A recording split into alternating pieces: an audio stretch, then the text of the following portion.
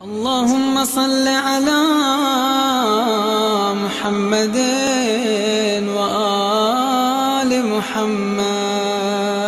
اللهم صل على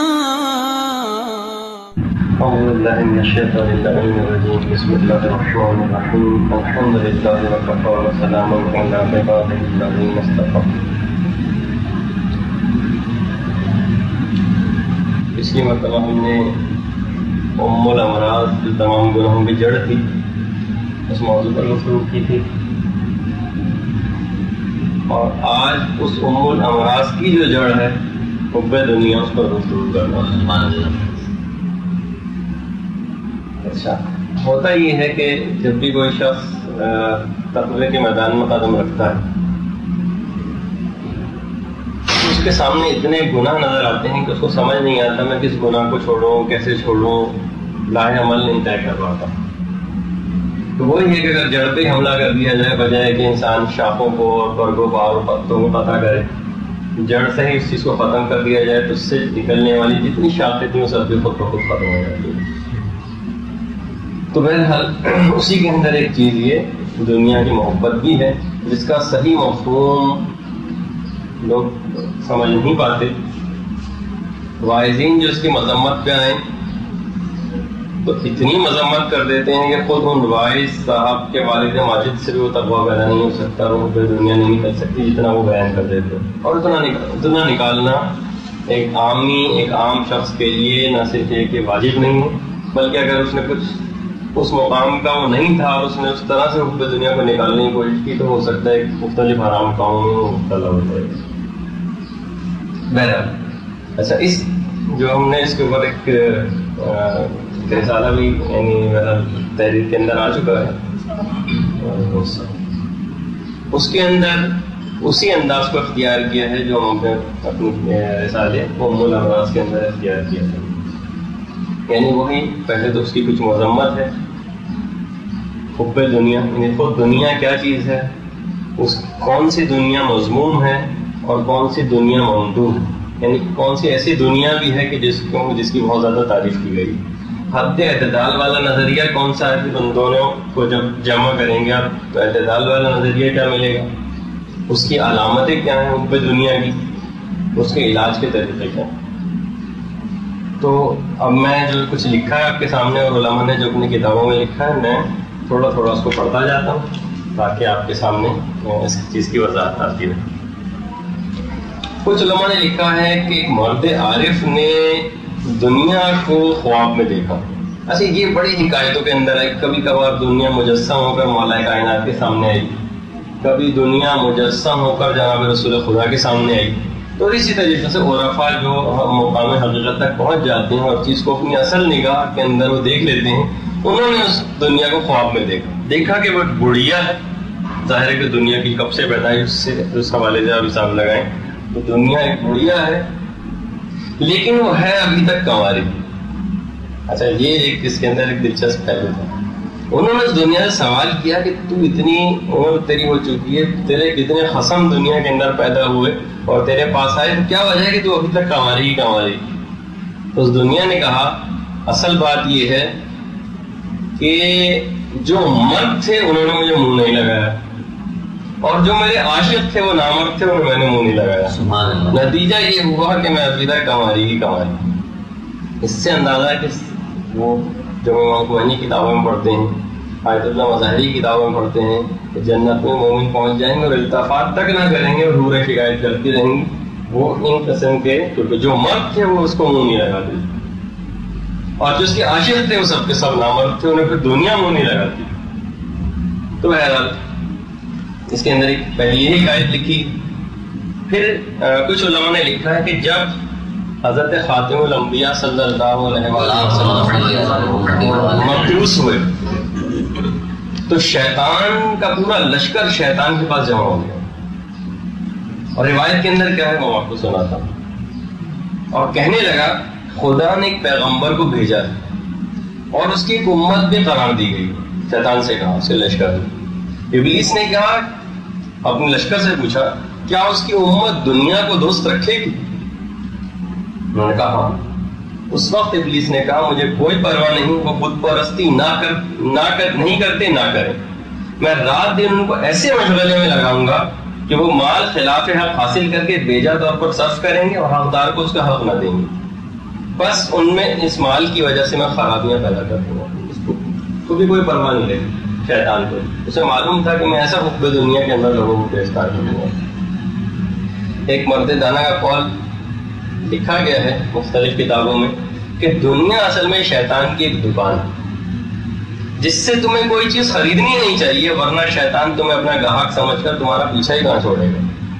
معلوم چل جائے کسی دکاندار کو کہ یہ خرید سکتا ہے اور اس کا شوق پایا جاتا ہے تو دیکھا کیسا پیچھا کرے گا کہ ہر صورت میں آپ تک اچھا سیلز مین ہوگا تو آپ کو خریدوا کر ہی دام دے گا۔ اچھا، اس کے بعد مولائے کائنات مولائے متقیان علی ابن ابی طالب علیہ السلام روایت میں ہے کہ ایک مرتبہ درہم اور دینار کو اپنے ہاتھ پر لے کر مولا نے رکھا اور اس کو مخاطب کر کے کہا کہ تو وہ چیز ہے کہ جب تک میرے ہاتھ سے باہر نہیں ہو جاتی مجھ کو فائدہ نہیں پہنچا سکتی۔ آپ خود دیکھیں کہ انسان فقط اس کے پاس مال و دولت اگر زیادہ ہے تو اس کو صرف دیکھ سکتا ہے، فائدہ اس کو اسی وقت ملے گا جب اس کے ہاتھ سے دور ہوگا، چاہے دنیاوی فائدہ وہ حاصل کرے چاہے اخروی فائدہ حاصل کرنا چاہے، جب تک اس کے ہاتھ میں رہے گا اسے کوئی فائدہ نہیں پہنچا سکتا۔ ایسی چیزیں جس میں مفارقت ضروری ہے فائدہ پہنچانے کے لیے۔ عبداللہ ابن مسعود ایک صحابی رسول ہیں، ان کا قول بھی علماء نے کتابوں میں نقل کیا ہے کہ ہر شخص صبح کو مہمان اور اس کا مال اس کے ہاتھ میں امانت ہے، مہمان کو بہرحال جانا ہے، امانت کو ہر صورت میں ادا کرنا ہے، ہر شخص مہمان۔ اور واقعی اگر یہ دماغ میں اگر پیدا ہوتی رہے چیز چیزہ چیز اتنا وقت نہیں ہوگا اور یہ کافی طویل ہے تو بہرحال۔ اچھا، حضرت ابو دردہ رسول ایک صحابی تھے، علم اخلاق کے اندر ان سے بہت ساری حدیثیں اخلاقی کتابوں کے اندر نقل کی گئی۔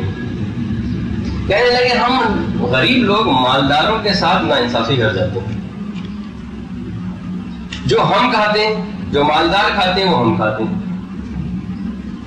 ان کا جملے کھانے پینے اور پہننے میں ہم برابر کے شریک ہیں، ظاہر وہ بھی لباس پہنتے ہیں، ہم صرف کیفیت کا ایک فرق ہے۔ فاضل مال کو مالدار بھی استعمال نہیں کرتے، ہاں صرف دیکھتے ہیں اور دیکھنے کو تو ہمیں بھی مل جاتا۔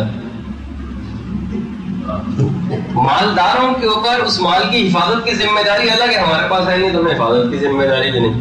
قیامت کے دن ان سے تمام مال کا حساب لیا جائے گا، مجھ سے بھی بری الزمہ ہے آپ مالداروں کو خامخواہ نہ برا کہتے ہیں۔ وہ تو بیچارہ کہا جائے ان مالدار لوگوں کو۔ ابو دردہ رسول کے سامنے تفسیر رول بیان ہماری ایک بڑی مشہور تفسیر ہے، اس میں واقعہ نقل کیا گیا۔ ایک بادشاہ کو نہایت قیمتی موتی تحفے میں ملا۔ اچھا، بادشاہ نے اپنے وزیر کو دکھایا، وزیر اور پوچھا کہ تمہاری اس موتی کے متعلق رائے کیا ہے؟ وزیر نے کہا بادشاہ سلامت آپ کچھ بھی کہیں، لاکھ قیمتی موتی سے ہی آپ کے قابل نہیں ہو۔ بادشاہ نے کہا جی فضاؤ قسم کا وزیر ہے، اتنا قیمتی موتی اور اس کو کوئی ہو نہیں۔ اب ٹھیک ہے، ایک آدمی کو اس نے موتی دیا، کہا کہ اس کو تم اپنے پاس حفاظت سے رکھو، جب میں منگاؤں تو میرے پاس لے کر آنا۔ وہ شخص جب وہ موتی بادشاہ نے منگایا وہ لے کر آ رہا تھا، اس کے ہاتھ سے موتی چھوٹ گیا اور ٹوٹ کے نیچے گر کے ٹوٹ گیا۔ بادشاہ کو بڑا سخت افسوس ہوا۔ بس وہ ذہین عقل مند اور ذہین وزیر نے بادشاہ سے کہا بادشاہ سلامت یہ تو ہونا ہی تھا، اس کو تو میں نے آپ سے خود کہا تھا کہ موتی آپ کے قابل، جس چیز کو ٹوٹ جانا ہو، جس کی قیمت میں فنا ہو جانا دیکھا ہو، آپ کے قابل نہیں ہے۔ اسی طریقے سے علماء تفسیر رول بیان میں لکھ کر اس کے بعد پھر ہم نے لکھا ہے کہ اصل میں بھی یہ کہ شروع عقل مند انسان شروع ہی سے اس فانی دنیا سے دل نہیں لگاتا، اس میں کھپتا نہیں ہے، انہماک فی دنیا کے اندر مبتلا نہیں ہوتا۔ جس چیز کو ٹوٹنا ہو، فنا ہو جانا ہو، کوئی عقل مند آدمی کو چاہیے کہ اس کے اندر دل نہ لگا۔ آیت اللہ دستِ غیب شیرازی ایک واقعہ نقل کرتے ہیں اپنی کتاب میں۔ اصل میں یہ ہوتا ہی ہے کہ جب ابھی آپ اس کے علاج کے طریقے حب دنیا کو کم کرنے کے سنیں گے تو اس سے خود فائدے بہت حاصل ہوتے ہیں۔ سب سے بڑا فائدہ ہوتا ہے، میں نے لکھا ہے کہ حب دنیا کم ہو جائے تو کتنی ہی تکلیفیں آپ تک نہ پڑے آپ کے لیے بے انتہا آسان ہو جاتی ہیں۔ کہنے لگے اسی طریقے سے ایک عالم کسی جگہ سے گزر رہے تھے کہ اوپر سے کسی نے کچھ ریت مٹی اوپر سے پھینکی اب ان کے جملے کیا ہیں؟ اچھا دیکھیے، صرف یہ ان افراد کی زبان پہ چیز آ سکتی ہے جن کو ہر وقت آخرت کا خیال دماغ میں رہتا ہو. جیسی ان کے سر پہ مٹی گری انہوں نے کہا خداوند تیرا شکر ہے میرے سر پر تو گناہوں کا ایسا بوجھ ہے اگر پتھر بھی پھینکے جائے تو وہ نہ اترے، اور تو کتنا مہربان ہے کہ مجھ پہ تو نے نرم نرم خاک کے پھینکوا دی. ہر وقت صرف اور صرف دماغ میں عالم آخرت. تو بہرحال اسی طریقے سے علماء نے کہا اگر حقیقتاً شوق وطن اصلی پیدا ہو جائے تو دنیا کی کوئی تکلیف اس کے لیے تکلیف نہیں رہتی. یہ صرف اور صرف ان طریقہ کار جو علماء نے اس کے لکھے ہیں حب دنیا کو کم کرنے کے، اس کو صرف تجربہ کر کے آپ محسوس کر سکتے ہیں. حتیٰ کہ اگر زیادہ ترقی کر کے کہوں کہ اگر کسی قریبی رشتہ دار کا انتقال بھی ہو جائے تو ٹھیک ہے، ایک فطری رنج اور علم تو دل کو محسوس ہوگا، لیکن ایک گونا اطمینان وہ دل کے اندر موجود رہے گا. اس کو کوئی تکلیف اس کو تکلیف نہیں محسوس ہوتی، ہر تکلیف کے اندر راحت. بلکہ اکثر تو خود علامہ مجلسی کی بیٹی کا واقعہ نقل کیا گیا کتابوں میں کہ جب کوئی چیز پاؤں میں چپ جاتی تھی، کچھ ایک دفعہ ٹانگ ہی بلکہ ٹوٹ گئی تو انہوں نے شکر خدا ادا کیا. تو بعض اوقات انسان اس مرحلے تک آ جاتا ہے. اور حب دنیا کے اندر جو مبتلا ہوتا ہے اس کی گاڑی کے اوپر کوئی چڑھ کے بیٹھ جائے، ذرا سی انگلی لگا دے، گھر کے اوپر کوئی چوک سے لکھ کر چلا جائے تو اس کا دل رنجیدہ ہو جاتا ہے. تو جتنا یہ چیز ابھی علامتیں جب میں بیان کروں گا تو اس کے اندر آپ خود دیکھیں گے کہ ہر شخص کے اندر کس حد تک یہ چیز پائی جاتی ہے. اور جتنے بھی ہمارے ائمہ گزرے مولا کائنات کو تو خیر آپ نمبر 1 قرار دیتے ہیں ان معنوں میں کہ دنیا کی جتنی مذمت اور آخرت کا جتنا شوق حدیثوں کے اندر مولا نے دلایا ہے، دیگر ائمہ نے کا بھی اپنی جگہ، لیکن مولا کی تو کوئی کلام ایسا نہیں ہے کہ جس کے اندر شوق آخرت ہو. اکثر تو روایتوں میں کہ بازاروں میں نکل جاتے تھے اور لوگوں کو کہتے تھے تم کہاں بازاروں کے اندر اپنے وقت کو ضائع کر رہے ہو، تو زیادہ راہ تمہیں بہت زیادہ حاصل کرنا، سفر تمہارا بہت طویل ہے، کہاں وقت کو ضائع کرتے پھر رہے. تو اسی طریقے سے یہ جب علامتیں بیان ہوں گی تو اس کے اندر بھی یہ چیز آئے گی. جب ہی علماء نے کہا کہ حب دنیا میں مبتلا شخص کی جو مثال ہے اصل میں وہ ریشم کے کیڑے کی سی ہوتی ہے. ریشم کا کیڑا ایک وقت ایسا آتا ہے بنتا رہتا ہے ریشم، اور ایک وقت ایسا آ جاتا ہے کہ وہ خود اپنی ہی جال کے اندر پھنس جاتا ہے اور اسی رنج اور کوشش کے اندر وہ ہلاک ہو جاتا ہے، نکل نہیں پاتا اور اسی کے اندر مر جاتا ہے. تو کہا حب دنیا مبتلا شخص کی مثال ریشم کے اس کیڑے کی سی. اتنے دنیاوی جھمیلوں بکھیڑوں کے اندر پھنس جاتا ہے، ایک تمنا سے دوسری تمنا، دوسری تمنا سے تیسری تمنا، چوتھی ہزاروں لاکھوں تمنائیں، اور اس کے اندر سے کبھی نکل نہیں پاتا. اچھا، قرآن کی ایک آیت ہے جو آگے چل کے میں اس کا تھوڑا سا ایک تجزیہ و تحلیل آپ کے سامنے پیش کروں گا کہ لو کانوا یعلمون. ایک دنیا کی پہلے مذمت بیان کی، پھر پروردگار نے کہا کہ کاش تم علم رکھتے، تم جان لیتے کہ اس دنیا کی حقیقت کیا ہے. تو علماء نے تو یہاں اس میں ایک جملہ جو آگے چل کے آنا تھا وہ بیان کر دوں. کہا کہ اس کے اندر ایک تمنا پائی جاتی ہے کہ تم ویسے تو دنیا کے اندر بڑے ہونے میں ہو، لیکن افسوس تم دین سے تو کورے تھے ہی، دنیا کے معاملے میں بھی کورے ہو، تم اس کی حقیقت ہی نہیں سمجھ سکتے. جی ہاں، تو اس دنیا اگر مثلا دنیا میں مبتلا شخص سے بھی اگر پوچھا جائے تم بتاؤ کہ دنیا کیا ہے، دنیا کی تعریف کیا ہے، دنیا لفظی معنی کیا ہے دنیا کے، تو لوگوں کو نہیں پتا.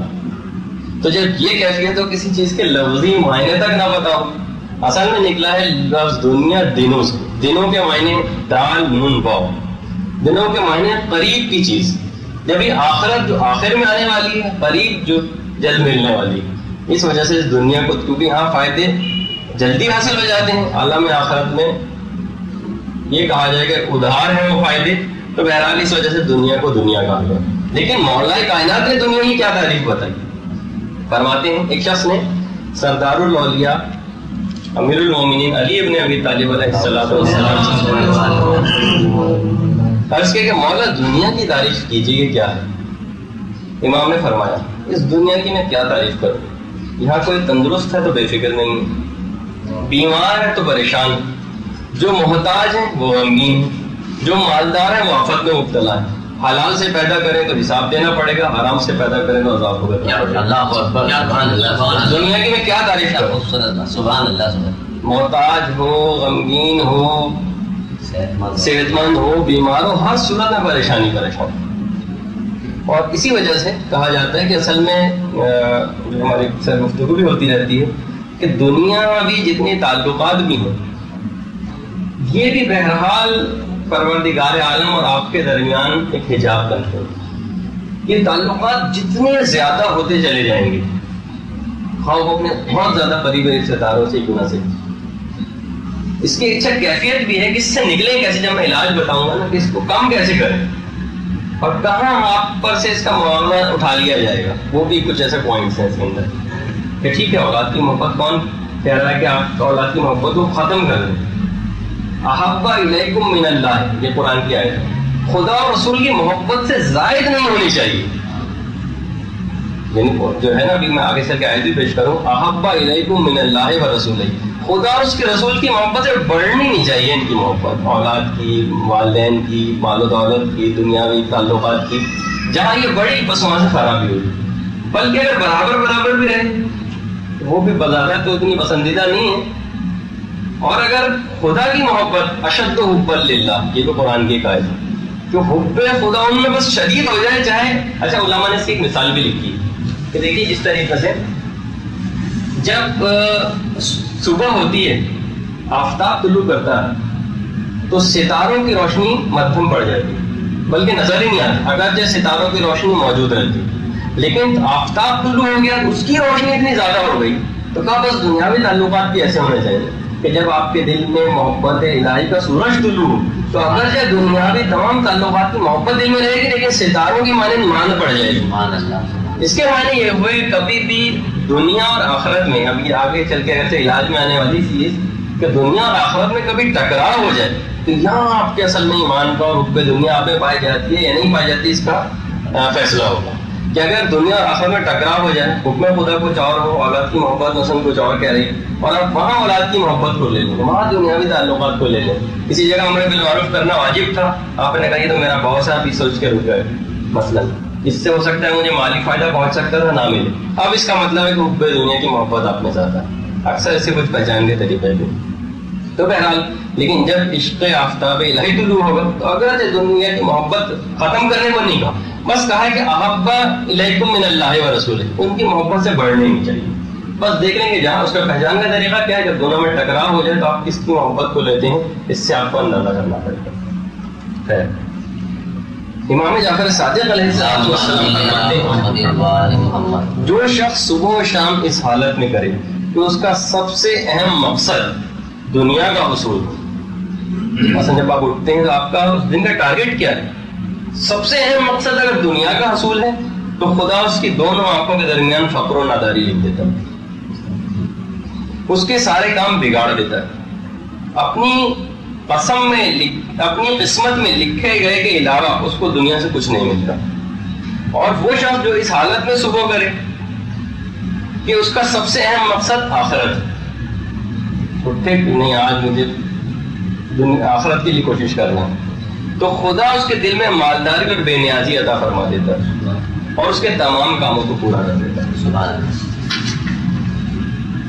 مولا کائنات ایک اور مقام پر فرماتے ہیں اگر انسان اپنی آنکھوں سے دیکھ لیتا کہ موت کس طرح تیزی سے اس کی طرف چلتی ہوئی آ رہی ہے تو اس کی ہزاروں خواہشات دنیا فنا ہو جاتی. بے شک بس ہمیں وہ نظر نہیں آ رہی لیکن وہ چلتی ہوئی تیزی کے ساتھ آ رہی ہے آپ کی طرف.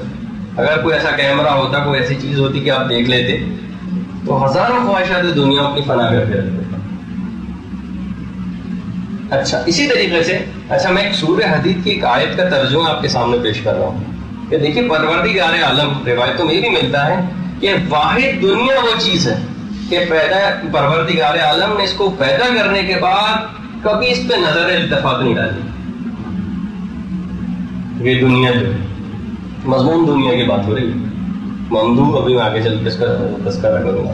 تو سورہ حدید میں پروردگار عالم ارشاد فرماتا ہے ترجمہ, آگاہ ہو جاؤ کہ دنیا کی زندگی مشغولیت, دل بہلاوا, جھوٹی آرائش, مال و اولاد کی کثرت پر تمہارا آپس میں فخر کرنا اور جھگڑتے رہنا, دنیا کی حقیقت بس صرف یہ ہے. اس کی مثال بارش جیسی کہ اس سے نباتات کا اگنا عجیب سا لگتا ہے, پھر وہ لہلہانے لگتی ہے, اس کے بعد تم اس کو زرد ہوتے ہوئے دیکھتے ہو, پھر وہ چرمور ہو کر رہ جاتی ہے. سبحان اللہ سبحان اللہ. مگر عالم آخرت میں دنیا طلبوں کے لیے عذاب ہے اور مومنوں کے لیے اللہ کی رضامندی اور بخشش ہے. پر جان رکھو کہ دنیا کی زندگی دھوکے اور پہلاوے کے سوا کچھ نہیں. آیت نمبر 20 سورہ حدید. اتنی واضح سبحان اللہ کہ اس سے زیادہ کیا ہے کہ بس زمین سے کوئی چیز ہوگی, بارش ہوئی اس کے اوپر کچھ ہوگا، تھوڑے دن میں چرمور ہو کے ختم ہو گئے. آپس میں جھگڑتے رہنا، مال اولاد کی کثرت، چھوٹی چھوٹی باتوں کے بعد لڑنا جھگڑنا، یہ بس یہ دنیا کے اصل عقیدت. اور دنیا طلبوں کے لیے آخرت میں عذاب ہی عذاب. اچھا اب اس کے مقابلے میں ممدوح دنیا کیا ہے؟ راوی نے امام جعفر صادق علیہ السلام مولا ہم دنیا سے محبت کرتے ہیں. امام نے فرمایا تم اس مال و دولت کو جو دنیا سے حاصل کرتے ہو کس کام میں لاتے ہو؟ کہا مولا ہم اس سے شادی کرتے ہیں، حج بجا لاتے ہیں، محتاجوں کو کھانا کھلاتے ہیں، مومن بھائیوں کی مدد کرتے ہیں اور رائے خدا میں صدقہ دیتے ہیں. تو امام نے فرمایا حب دنیا نہیں، حب آخرت. اللہ اکبر. اعتدال بھی ہے اس کے اندر. ایک شخص مولا کائنات کے سامنے دنیا کی مذمت کر رہا تھا. آپ نے اس کے جواب میں فرمایا یہ دنیا سچائی اور صداقت کا گھر ہے اس کے لیے جو اس کی تصدیق کرے، امن و امان اور عافیت کا گھر جو اس کی حقیقت کو پہچان لے، بے نیاز ہونے کا مکان ہے جو اس سے ذات راہ کو حاصل کرے، نصیحت حاصل کرنے کی جگہ ہے جو اس سے نصیحت حاصل کرے. یہ دنیا اللہ کے دوستوں کی سجدہ کرنے کی جگہ، اللہ کے فرشتوں کے لیے نماز کا مکان ہے. دنیا اللہ کی وحی نازل ہونے کی جگہ اور خدا کے اولیاء کے لیے تجارت کی جگہ. انہوں نے دنیا میں اللہ کے فضل اور رحمت کو حاصل کیا اور جنت کو منافع کے طور پر حاصل کیا. تو اگر آپ اس دنیا کو آخرت کے لیے حاصل کر رہے ہیں، کہا جاتا ہے حب دنیا فی الآخرہ اگر ہو جائے تو بس پھر آپ اس کا مطلب ہے کہ حب دنیا کو نقصان نہیں پہنچا سکتے. حب دنیا دنیا اگر ہو، دنیا کی محبت دنیا کے لیے، تو یہ یہاں خرابی پیدا ہوتی ہے. حب دنیا للآخرہ اگر ہو جائے تو بس وہاں پر بگڑا ہوا کام بھی بن جائے گا. اچھا حب دنیا کی حقیقت کیا ہے؟ اس میں آیت اللہ آصف محسنی نے اپنی کتاب اسلامی اخلاق کے جدید اسلوب کے اندر اس کا ایک نظریہ اپنا دیا ہے جو موجودہ معاشرے کے اعتبار سے کافی بہتر ہے. وہ میں کوشش کروں گا کہ سب سے آخر میں اس کو پڑھوں. بہرحال امام سجاد کی ایک اور حدیث فرماتے ہیں کہ دنیا منہ پھیر کر جا رہی ہے اور آخرت متوجہ ہو کر آ رہی ہے. دنیا منہ پھیر کر جا رہی ہے، آخرت متوجہ ہو کر آ رہی ہے. بس ہر شخص پر لازم ہے کہ صاحب آخرت ہونے کی کوشش کرے اور دنیا سے دل اٹھا دے. اور کچھ جو ہے کسی جگہ میں نے شعر بھی پڑھا، واقعی وہی کیفیت پیدا ہو جانی چاہیے کہ دنیا سے میں گزرا ہوں، دنیا دار نہیں ہوں، بازار سے گزرا ہوں، خریدار نہیں ہوں. تو جس طرح کی پیدا ہو جائے. اچھا حب دنیا کے سلسلے میں جو حدیثیں ہیں اور علماء نے اس کا تجزیہ و تحلیل کیا ہے، کیونکہ دیکھیے جب تک کسی جو مرض زیادہ بڑا پایا جاتا ہے اس کو اتنا ہی ڈیٹیل کے ساتھ اسٹڈی بھی کرنا ضروری ہوتا ہے. سرسری سا پڑھیں گے، بڑے بڑے امراض ہیں، کینسر ہے، ایڈس ہے، مختلف قسم کی ایسی بیماریاں ہیں کہ اگر ڈاکٹروں کو بہت ہی سرسری سے اس کے متعلق پڑھایا جائے تو یقیناً مریضوں کو نقصان پہنچے گا. کوئی شخص اپنے اندر اور اس مرض کو جانچنا چاہتا ہے تو اس کو ذرا ڈیپتھ میں مطالعہ کرنا پڑے گا. اب دیکھیے رسول کی حدیث، ایک حدیث ہے اور یقیناً آپ نے پڑھی ہوگی، لیکن جو علماء نے اس کا تجزیہ و تحلیل کیا ہے. جناب رسول خدا ارشاد فرماتے ہیں کن فی الدنیا کأنک غریب و عابر سبیل. دنیا میں ایسے رہو جیسے مسافر جو راستہ طے کر رہا ہو، کہیں مقیم نہ ہو. بس اچھا کتنی واضح. اب دیکھیے نقطہ نمبر 1، علماء نے کہا دیکھیے مسافروں کی اصل میں ہوتی ہیں دو قسمیں. ایک مسافر سفر کرتے 1-2 منٹ کے لیے ٹھہر جاتا ہے نا، تو اس کو مقیم نہیں کہتے جس نے قیام کر لیا. اس کو اصل میں کہتے ہیں واقف، اس نے وقوف کیا ہے، رکا ہے تھوڑی دیر کے لیے لیکن مقیم نہیں ہوا. اچھا اگر آپ کسی شخص سے کہیں کہ بھائی دنیا کی مذمت بیان کریں تو کہتا ہے ہاں یہ ہمیں بھی معلوم ہے کہ دنیا کے اندر رکنا نہیں، ہر شخص کو فنا ہو جانا، لیکن اسباب وہ ایسے کر رہا ہے کہ جو کہ مقیم کیا کرتا ہے. ٹھیک ہے نا. اچھا دوسرا نقطہ رسول نے کہا، رسول اسلام فرماتے دنیا سے ایسا برتاؤ کرو جیسے مسافر. اچھا مسافر جب سفر کے اندر اسباب سامان اپنا لیتا ہے تو کتنا سامان لیتا ہے؟ اتنا لیتا ہے تو جتنا سفر میں ضرورت پیش آتی ہے. اگر وہ دنیا جہان کا سارا سامان ہزاروں قسم کے اپنے بیگ تیار کر لے تو اس کو کہا جائے گا بھائی آپ سفر نہیں کر رہے، کیا کر رہے ہیں؟ ہر شخص اس کی مذمت کرے گا. تو اس کا مطلب یہ ہوا علماء نے کہا کہ غیر ضروری لگژریز، غیر ضروری آسائشوں کا حصول ان سے بہرحال اپنے آپ کو بچانا پڑے گا. یہ دنیاوی جتنے تعلقات جو پرسوں کی ہماری جو گفتگو ہو رہی تھی اس کے اندر شیخ فرید الدین عطار، اچھا اگرچہ بہت سے صوفیہ ایسے گزرے ہیں کہ اگرچہ ان کا شمار بظاہر اہل سنت افراد کے اندر ہوتا ہے، لیکن اکثر ہمارے علماء نے ان کا اپنی کتابوں کے اندر تذکرہ کیا. شیخ فرید الدین عطار کے متعلق زیادہ امکان شاید یہ ہو کہ یہ وہ اہل سنت کے اندر سے ہوں، لیکن یہ کہ بہرحال ہمارے علماء نے بھی ان کا ذکر کیا. کیا ان کا واقعہ ہے کہ اصل میں وہ تھے، اصل میں عطر کی ان کی دکان ہوا کرتی تھی جس میں ہزاروں لاکھوں قسم کی عطر کی شیشیاں رکھی ہوتی تھیں.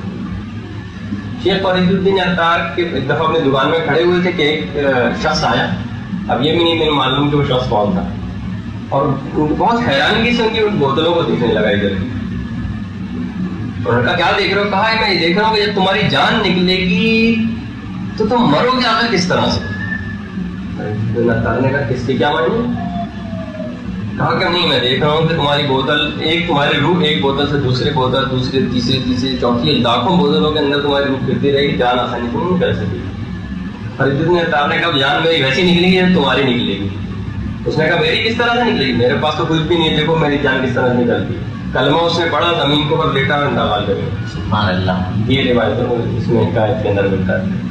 تو اصل میں اس کا بیان کرنے کا مقصد فرید الدین عطار کے اوپر اس واقعے کا ایسا اثر ہو کہ اس کے بعد خیر انہوں نے اپنی پوری تمام تجارت کو خیر آباد کہا اور علم دین کی طرف متوجہ ہو پھر اس کے بعد اس میں آگے بڑھے. مقصد کہنے کا ہے کہ جتنا آسائشیں اور چیزیں ہیں، حتیٰ کہ ہمارے علماء نے بھی لکھا ہے کہ جتنی آپ چیزیں اختیار کریں گے ان سے یقیناً ایک دل بستگی اور ایک محبت پیدا ہوتی جائے گی. اور پھر جب فرشتہ ملک الموت وہ آپ کی روح قبض کرنے کے لیے آئے گا تو اس وقت جو آپ کی دنیاوی تعلقات آپ نے سب تک پیدا کر لی ہیں اس وقت ایک ایک چیز آپ کو یاد آئے گی اور معلوم ہوگا کہ اس وقت مجھے کھینچ کے سے جدا کیا جانے والا ہے. بس اس کشمکش میں کہ آپ اس دنیا میں رہنا چاہتے ہیں، فرشتہ آپ کو گھسیٹ کر لے جانا چاہتے ہیں، اس کشمکش میں ایمان آپ سے نکل جائے گا. تو جب بھی علماء نے کہا جب بھی آپ دیکھتے ہیں کہ جن کا مقام بہت زیادہ بلند ہوتا جاتا ہے وہ آسائشیں دنیا سے اتنا ہی اپنے آپ کو کنارہ کش کرتے رہتے ہیں. لاکھ آپ کہیں کہ ٹھیک ہے کوئی حرام تو نہیں ہے کہ ہمارے پاس اتنی اگر آسائشوں کو حصول کر رہا ہے، حرام تو نہیں ہے، لیکن اس میں خطرات بہت زیادہ بڑھتے چلے جاتے ہیں. ٹھیک ہے اب تک جتنی آسائشوں کو حصول کر رکھا ہو، لیکن جب بھی انسان متوجہ اگر ہو جائے تو اسے چاہیے کم سے کم لگژریز اور ضرورت سے زائد کے اوپر کی طرف نہ جائے. بہرحال تو اس میں رسول کے دنیا سے ایسا برتاؤ کرو جیسے مسافر، تو مسافر کا بھی غیر ضروری چیزیں اپنے ساتھ میں رکھتا ہے. اچھا تیسرا نقطہ، اچھا دیکھیے رسول کی بھی بلاغت. رسول نے یہ نہیں کہا، جملہ کیا ہے، کن فی الدنیا کأنک غریب، دنیا میں ایسے رہو جیسے مسافر رہتا ہے. علماء نے کہا یہ نہیں کہا رسول نے کن فی الدنیا غریبا، دنیا میں غریب بن کر رہو، یہ نہیں کہا. اس کا مطلب آپ کچھ بھی اپنے پاس نہ رکھو، یہ نہیں کہا، بلکہ کہا مثل مسافر کے رہو، بالکل ہی مسافر نہ بن جاؤ. تو پھر تو آدمی سوچتا ہے سب چیزیں بیچ بات کے بس مسافر کیا کرتا ہے، ایک یا دو وقت کا کھانا اپنے ساتھ رکھتا ہے. تو رسول نے یہ کہا مثل مسافر کرو، یہ نہیں کہ بس مسافر ہی بن کر رہو، یہ نہیں کہا. تو بہرحال علماء نے یہی کہا کہ بہت زیادہ جس سے کہ اس میں علماء نے لکھا ہے اپنی کتابوں میں کہ اصل میں مرد عورتوں میں بہت شدید تر پایا جاتا ہے کہ جہاں مثلا ان کو بازار کے اندر کوئی چیز نظر آئی فوراً چاہے ان کے پاس 10 ایسی چیز ہو، بس ذرا سی کوئی نئی چیز نظر آ جائے تو فوراً اس 11ویں چیز کے اوپر بھی ان کا دل چاہنے لگتا ہے 10 چیزیں جب تک ان کے پاس اس طرح کی موجود ہوتی ہیں. اور اسی وقت جملہ جو عالم غائب ہے لیکن ان کی رال ڈبکنے لگتی، ٹھیک ہے نا. اور جیسے ہی ان کے کوئی نئی چیز نظر آتی پرانی چیز فوراً ان کے دل سے اتر جاتی. اور گھر کے اندر علماء نے لکھا ہے اگر آپ معلوم کریں دیکھیں تو کتنی ایسی فضولیات چیزوں کو اپنے انبار گھر کے اندر جمع کر رکھا ہے، گھر والوں کو بھی نہیں پتا کہ ہمارے گھر کے اندر کیا کیا چیز ہے. جبکہ یہ چیزیں کیا ہیں جو زائد تھیں ان کو عالم آخرت کو اس گھر کے طرف منتقل کر دینا چاہیے. اس کا کیا طریقہ ہے جو آگے چل کر آئے گا. چوتھا نقطہ اللہ نے بتایا اس حدیث کے ضمن میں کہ اس حدیث پر جو بھی عامل ہوگا نا وہ دنیا میں لڑائی جھگڑا کسی سے نہیں کرے گا. مسافر کو آپ نے دیکھا جب سفر میں ہو تو آدمی لڑائی جھگڑے سے گریز کرتا ہے کہ بھائی کون اپنا سفر کھوٹا کرے، خام خواہ کہ میں لڑائی جھگڑوں کے اندر پڑوں گا، چھوڑو. جب بھی رسول نے کہا مسافر بن کر رہو، تو اگر اس کا مطلب ہے کوئی کہیں کسی جگہ رک کے لڑائی جھگڑا اور پولیس میں رپورٹ درج کرانے چلا گیا وہ کہے گا بھائی مجھے اپنے سفر کھوٹا نہیں کرنا، مجھے جانا ہے، اس کے لیے ضروری ہے کہ میں مقیم بن جاؤں، اور مقیم وہ ہونا نہیں چاہتا. اس نے وقوف ضرور کیا ہے تھوڑا سا وہاں پہ، لیکن مقیم نہیں ہوا. میں نے کہا نا مسافروں کی 2 قسمیں، جو چلتے جاتے ایک جگہ تھوڑی دیر کے لیے رک گیا ہو اسے کہتے ہیں نا وقوف کیا ہے. مقیم نہیں ہوا ہو، مقیم تو کہتے ہیں 8 10 12 15 دن اگر کسی شہر کے اندر ہو تو کہا جائے گا کہ یہ مقیم ہوا. اچھا یہ بھی علماء نے کہا کہ رسول کی بلاغت پھر دیکھیے. رسول کہتے تھے کن فی الدنیا کأنک مسافر، دنیا میں ایسے رہو جیسے مسافر. کہا نہیں، غریب اس مسافر کو کہتے ہیں جو بے یار و مددگار. کیونکہ بہت سے مسافر اگر صرف مسافر ہوتا تو بہت سے مسافر ایسے ہیں جو سفر کے اندر بے یار و مددگار نہیں ہوتے، بڑے قبر و فر کے ساتھ سفر کرتے ہیں. کہا کہ نہیں، ایسے رہو جو بے یار و مددگار ہو گیا. بے یار و مددگار کبھی کسی سے جھگڑا نہیں کرتا، جس کے بہت سارے حمایتی موجود ہوتے ہیں وہ جھگڑا کرنے میں تیار رہتا ہے. تو کہا کہ نہیں، مسافر کا لفظ استعمال کیا. کہا کہ غریب، جب امام حسین کو غریب اسی وجہ سے کہا ایسا جو کہ سفر میں بے یار و مددگار ہو گیا. اچھا پھر اگلا دیکھیے، اگر کوئی علماء نے 6 نقطہ لکھا ہے، اگر کوئی مسافر سفر میں کسی سرائے ہوٹل میں قیام کرے اور اپنا سارا سرمایہ اس سرائے ہوٹل کی تزئین و آرائش میں لگا دے، اس کو عقل مند کہا جائے گا؟ کہ بھائی تم تو تھوڑے دنوں کے لیے تم نے 1 یا 2 دن کے لیے اس ہوٹل کے اندر قیام کیا تھا، اسے فکر ہو گئی پردے صحیح نہیں، پردے بدلوانے شروع کر دیے. اس نے کارپیٹ اچھا نہیں پسند نہیں آ رہا، کارپیٹ بدلوانا شروع کر دیا، اپنا سارا سرمایہ اس کی تزئین و آرائش میں لگا دیا. تو اسے کون شخص عقل مند کہے گا؟ بس دنیا کی مثال بھی ایسی کہ تم نے اپنا سارا سرمایہ اس کی تزئین و آرائش میں لگا دیا ہے، چند دن رہنا. 7واں نقطہ، مسافر کو خاص سفر میں کتنی آسائش اور سہولتیں کیوں نہ دے دی جائیں، اس سرائے ہوٹل میں اس کا دل وہاں کبھی نہیں لگتا. جبھی علماء نے کہا یہ جو روایت ہے نا الدنیا سجن المومن، دنیا مومن کے لیے جیل خانہ ہے.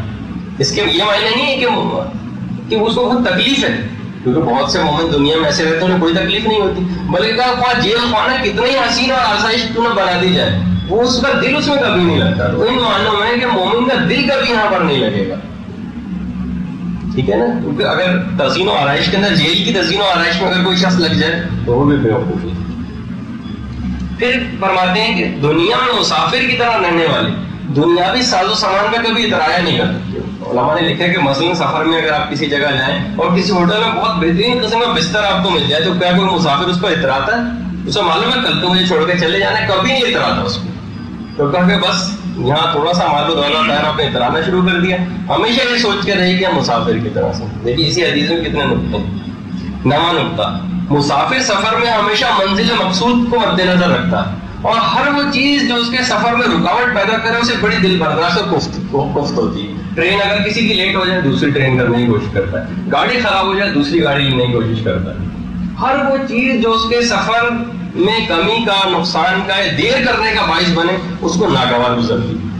تو کوئی ایسی مشغولیت دنیا کے اندر نہیں رکھنی چاہیے جو عالم آخرت کا جو سفر ہے اس کو طویلی تر کرتا ہے. ہر آدمی چاہتا ہے کہ میں منزل مقصود پہ جلد سے جلد پہنچ جاؤں. اچھا علماء نے اس میں ایک اور مثال لکھی ہے کہ سفر جتنا طویل ہوگا اور جتنا دشوار ہوگا اور اس کے باوجود اگر کوئی شخص اپنی گاڑی بار بار خراب کر دے، بے احتیاطی سے چلائے، بار بار ایسے رستے کے اوپر لے کر جائے کہ ٹائر پنکچر ہو جائے، تو کیا یہ شخص کبھی منزل مقصود پر پہنچ سکے گا؟ یہ کولو کے بیل کی طرح سے ہو جائے گا کہ بس جو کولو کا بیل سارے وقت چکر لگا رہتا ہے گول گول اور سوچتا ہے کہ پتہ نہیں میں نے کتنا سفر طے کر لیا، معلوم چلا کہ تم گول گول وہیں کھڑے ہو تک. بلکہ علماء نے کہا کہ مسافر تو سفر میں کم سامان رکھنے کی کوشش کرتا ہے، تم نے زیادہ سامان رکھا بلکہ گناہوں کا بار اور اپنے کندھے پہ ڈال لیا، اور بیل کی طریقے سے تم ایک ہی جگہ گھومے چلے جا رہے ہو تو عالم آخرت کا سفر کہاں طے کیا. تو بہرحال تم پھر دنیا کا آنا کا غریب، اس کی بہت مفہوم ہے، بہت سی چیزیں ہیں، بڑے نقطے ہیں. مسافر سفر کے اندر کیا کیا کرتا ہے وہ اگر آپ مد نظر رکھیں تو خود واضح ہو جائے گی دنیا کی حقیقت. دوسری حدیث، بس اس کے بعد میں علامتیں بتاؤں گا حب دنیا کے، پھر اس کا علاج. الدنیا دار من لا دار له ولا یجمع من لا عقل له. دنیا گھر اس شخص کا ہے جس کا کوئی گھر نہ ہو، اور اس کو وہی جمع کرے گا جس کے پاس عقل نہ. رسول کی حدیث. اچھا علماء نے کہا ہم مان لیتے ہیں کہ دنیا آپ کا گھر ہے. گھر کی تعریف کیا ہے؟ گھر کی تعریف یہ ہے کہ جو آپ کا اپنا ہو اور اس میں سے کوئی آپ کو نکال نہ سکے. یہ میرا معنی سے کوئی دوسرا نہیں لے سکتا. دنیا اگر آپ کا گھر ہے تو کیا وجہ ہے کہ جب فرشتہ آخرت آتا ہے تو آپ کو ڈنڈا ڈولی کر کے قبر میں پھینک دیا جاتا ہے. گھر تو وہ ہے جس کو کوئی نکال نہ سکے وہاں سے, مال تو وہ وہ چھین نہ سکے آپ سے. اس کا مطلب یہ کہ نہ مال آپ کا تھا, نہ اولاد آپ کی تھی, نہ یہ دنیا آپ کی تھی, جب بھی ڈنڈا ڈولی کر کے اس طرح سے پھینک دی. اچھا پھر دوسرا نقطہ, اس کو وہی جمع کرے گا جس کے پاس عقل نہ ہو. لوگ علماء نے کہا اگر کوئی شخص پرائی چیزیں جمع کرنا شروع کر دے تو کیا کوئی شخص کو عاقل کہے گا؟ ہر شخص پکڑ کے جوتے لگائے گا, اس کے آپ چیزیں جمع کر, دوسروں کی چیزیں جمع کرنے لگے, تو اس کو وہی جمع کرے گا جس کے پاس عقل نہ ہو. تو علماء نے پہلے یہی لکھا بعد میں کہ اصل میں ہر شخص جو ہے نا, کچھ پرانے علماء کی کتابوں میں ایک لفظ ہے, ہر شخص بس ایک چھکڑے کی طرح سے, اس پر اسباب, مال و متاع, گھر والے سب لدے ہوئے, وہ حمال ہے, بس اٹھا کے جیسی وہ منزل, حمال کا کام کیا ہوتا ہے, پولی کا کام کر رہا ہے, اٹھا کے کسی جگہ سے دوسری جگہ لے جانا ہے. جب آپ پہنچ جائیں گے آپ منزل مقصود تک, بس آپ کو الگ کر دیا جائے گا اسباب سے, جو مال اسباب جو لدا ہوا تھا آپ سے الگ کر دیے جائیں گے, ادھر روانہ کر دیے جائیں گے. تو ظاہر ہے جو حمال ہو, جو سمجھے گاڑی کی طرح سے ہو, جو چھکڑے کی طرح سے کام کر رہا ہو, اس کو کبھی اس دنیا کو اپنا مقصد نہیں بنانا چاہیے.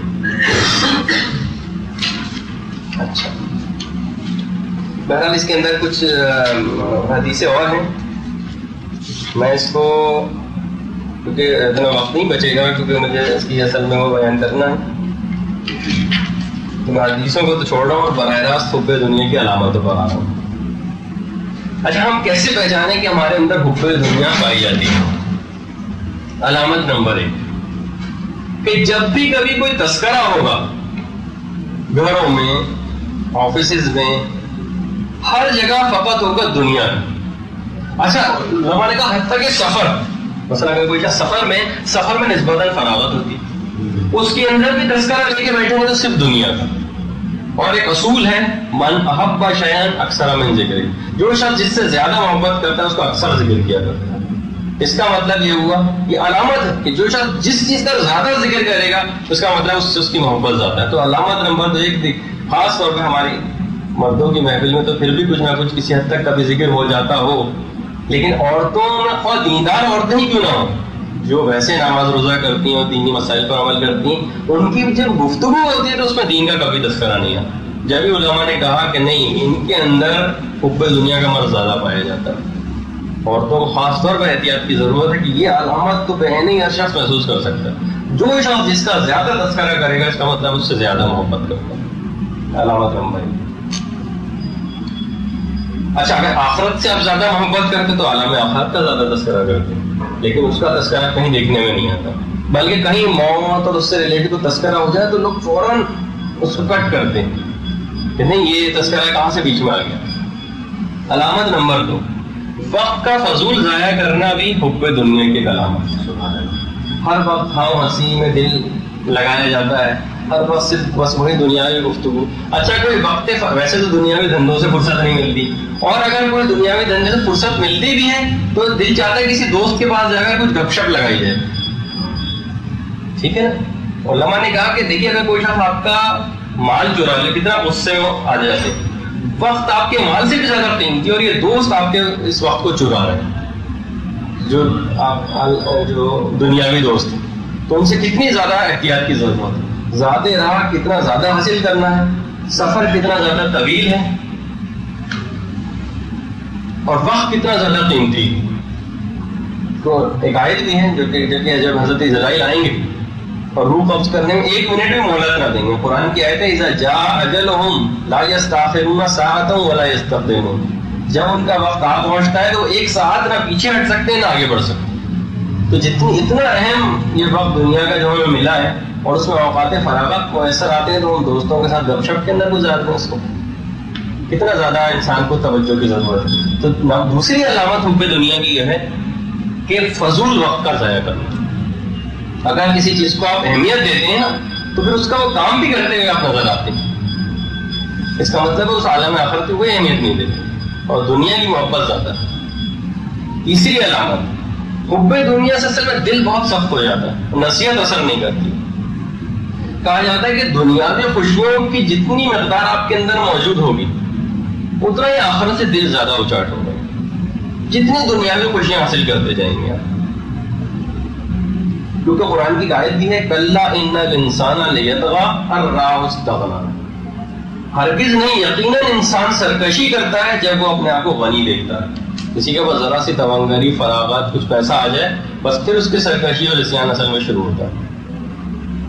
کہا جاتا ہے کہ اگر دل میں یہ سختی آ جائے تو سینکڑوں نصیحتیں بھی اس کو اپنی اس سے نہیں ہٹا سکتی. تو دنیاوی ایک جو ابھی اس کا تذکرہ چلنے آگے چل کر آنے والا ہے.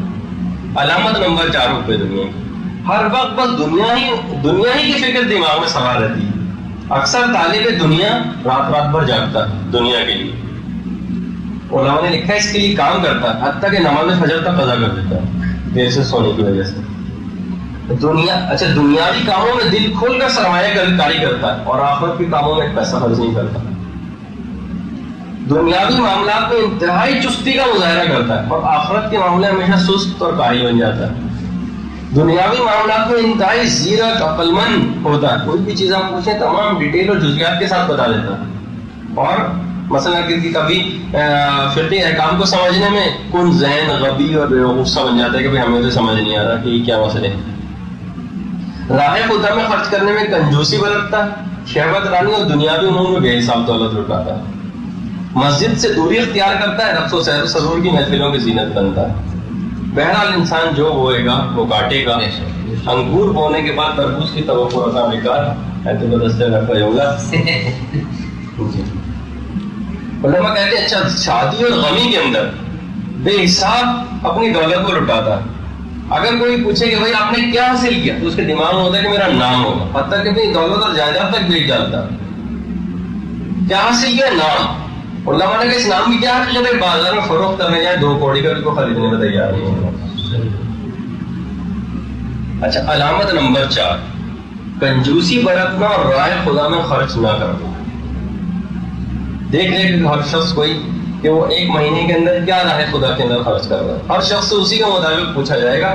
یہ نہیں کہ کوئی آدمی اگر مثلا لکھ پتی اور کروڑ پتی ہے تو اسی کو خرچ کرنا ہے. نہیں، جس کی جتنی حیثیت ہے اس کے مطابق کتنا اس نے خرچ کیا یہ دیکھا جائے گا. کنجوسی کرنا اور رائے خدا میں خرچ نہ کرنا.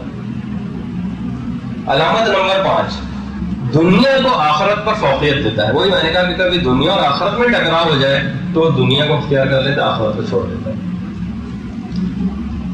اب میں اس میں بہت تفصیل ہے لیکن میں تفصیل کو نظر انداز کرتے ہوئے اتنا وقت نہیں، پھر علاج کی طرف ذرا زیادہ جانا. علامت نمبر 6 آخرت کے لیے تگ و دو کرتے نظر نہیں آتا. تگ و دو جس کو کہتے ہیں نا، علماء نے کہا کوئی شخص زمین حاصل کرتا ہے، پلاٹ لیتا ہے، یہاں جا رہا ہے وہاں جا رہا ہے، وہ کچھ کرتا نظر آ رہا ہے. جو آخرت کے لیے اسے کچھ کرتا نظر نہیں آئے گا. اس کا مطلب ہے کہ اس میں حب دنیا پائی جائے. وہ دنیا کے لیے تو صبح سے شام تک مصروف ہے. جیسے کہ علماء کہتے ہیں کہ کوئی شخص یہ کہے نا کہ مثلا بہت دنوں سے کیا بات ہے آپ سے ملاقات نہیں، اب کہ بھائی کیا کریں فرصت نہیں ملتی. علماء نے کہا اس فرصت نہ ملنے والا جو جملہ اس کے معنی ہے کہ آپ اس چیز کو اہمیت دینے کو تیار نہیں. اس کے علاوہ بھی تو ہزاروں کام کر رہے ہیں. تو جو پرائیورٹی میں جو کام آپ کے نزدیک اہم ہے ان کو آپ وقت دے رہے ہیں، اور جو کام آپ کے نزدیک غیر اہم ہے ان کو آپ بالکل وقت نہیں دے رہے. تو ٹھیک ہے عالم آخرت کے کام غیر اہم ہے یہ تو صاف لگ رہا ہے، ورنہ آپ ان کو اہمیت دیتے ان کے لیے کچھ کرتے نظر آتے، کرتے نہیں نظر آ رہے ہیں. اس کا مطلب ہے حب دنیا زیادہ پائی جائے. اب میں جملہ شہید سیدنا شیرازی کا نقل کروں، اگر دنیا ہی دنیا اور آخرت نہ تو پوری کائنات عقل کے اعتبار سے بھی نامعقول قرار پائے گی. آدمی اس لیے پیٹ بھرے کہ خالی کرنا ہے اور اس لیے خالی کرے کہ دوبارہ بھرنا ہے، یا بس نہیں تو کیا ہے. بس خلقت کا مقصد کچھ اور ہے. اگر یہی دنیا مقصود ہو تو یہ آپ کی شان کے خلاف ہے. اس لیے پیٹ بھرنا ہے کہ خالی کرنا ہے، اس لیے خالی کرنا ہے کہ پھر دوبارہ بھرنا ہے. بیکار جی.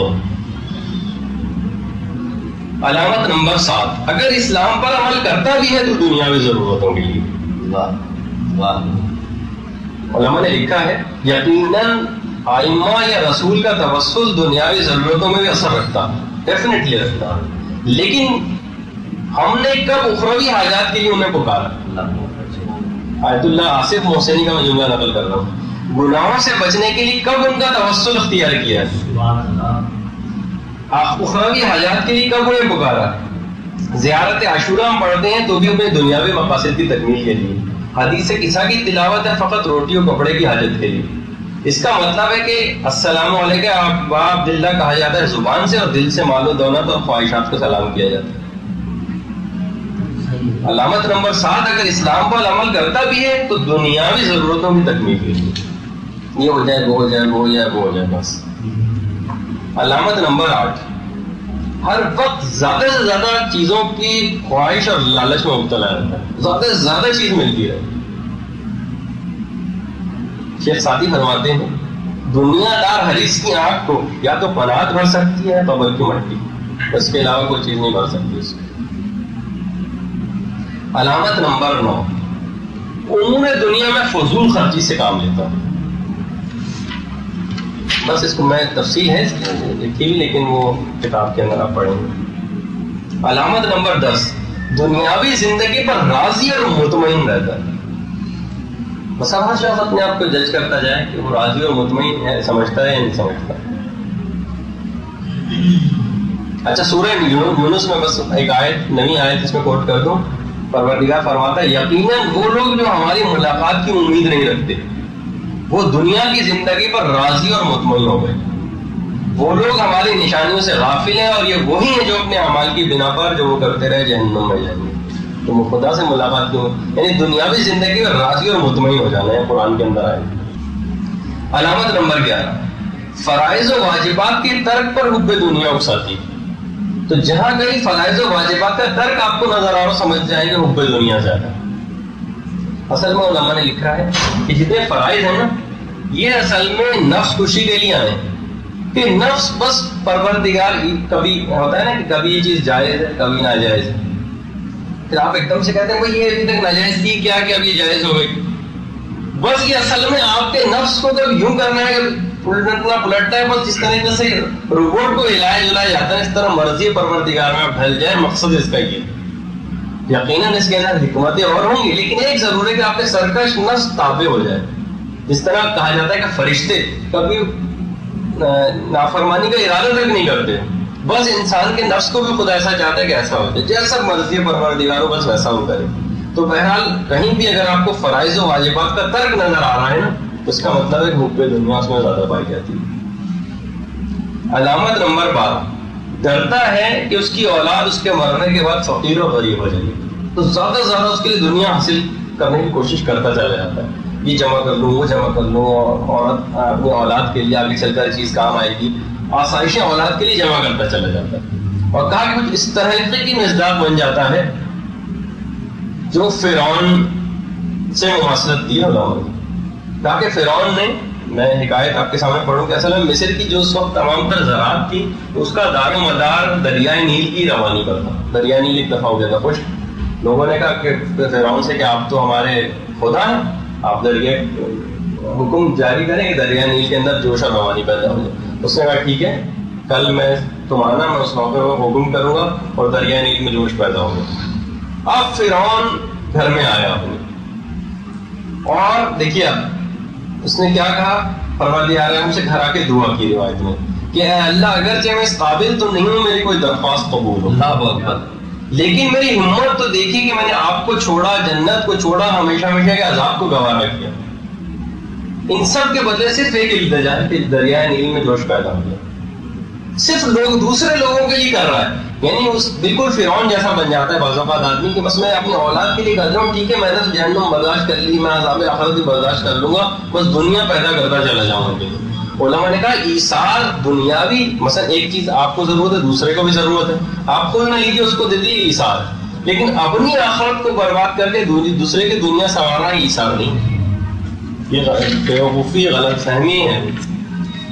اچھا، علامت نمبر 13، ہر وقت پیٹ اور عورت کی فکر میں مبتلا رہتا ہے. امام صادق فرماتے ہیں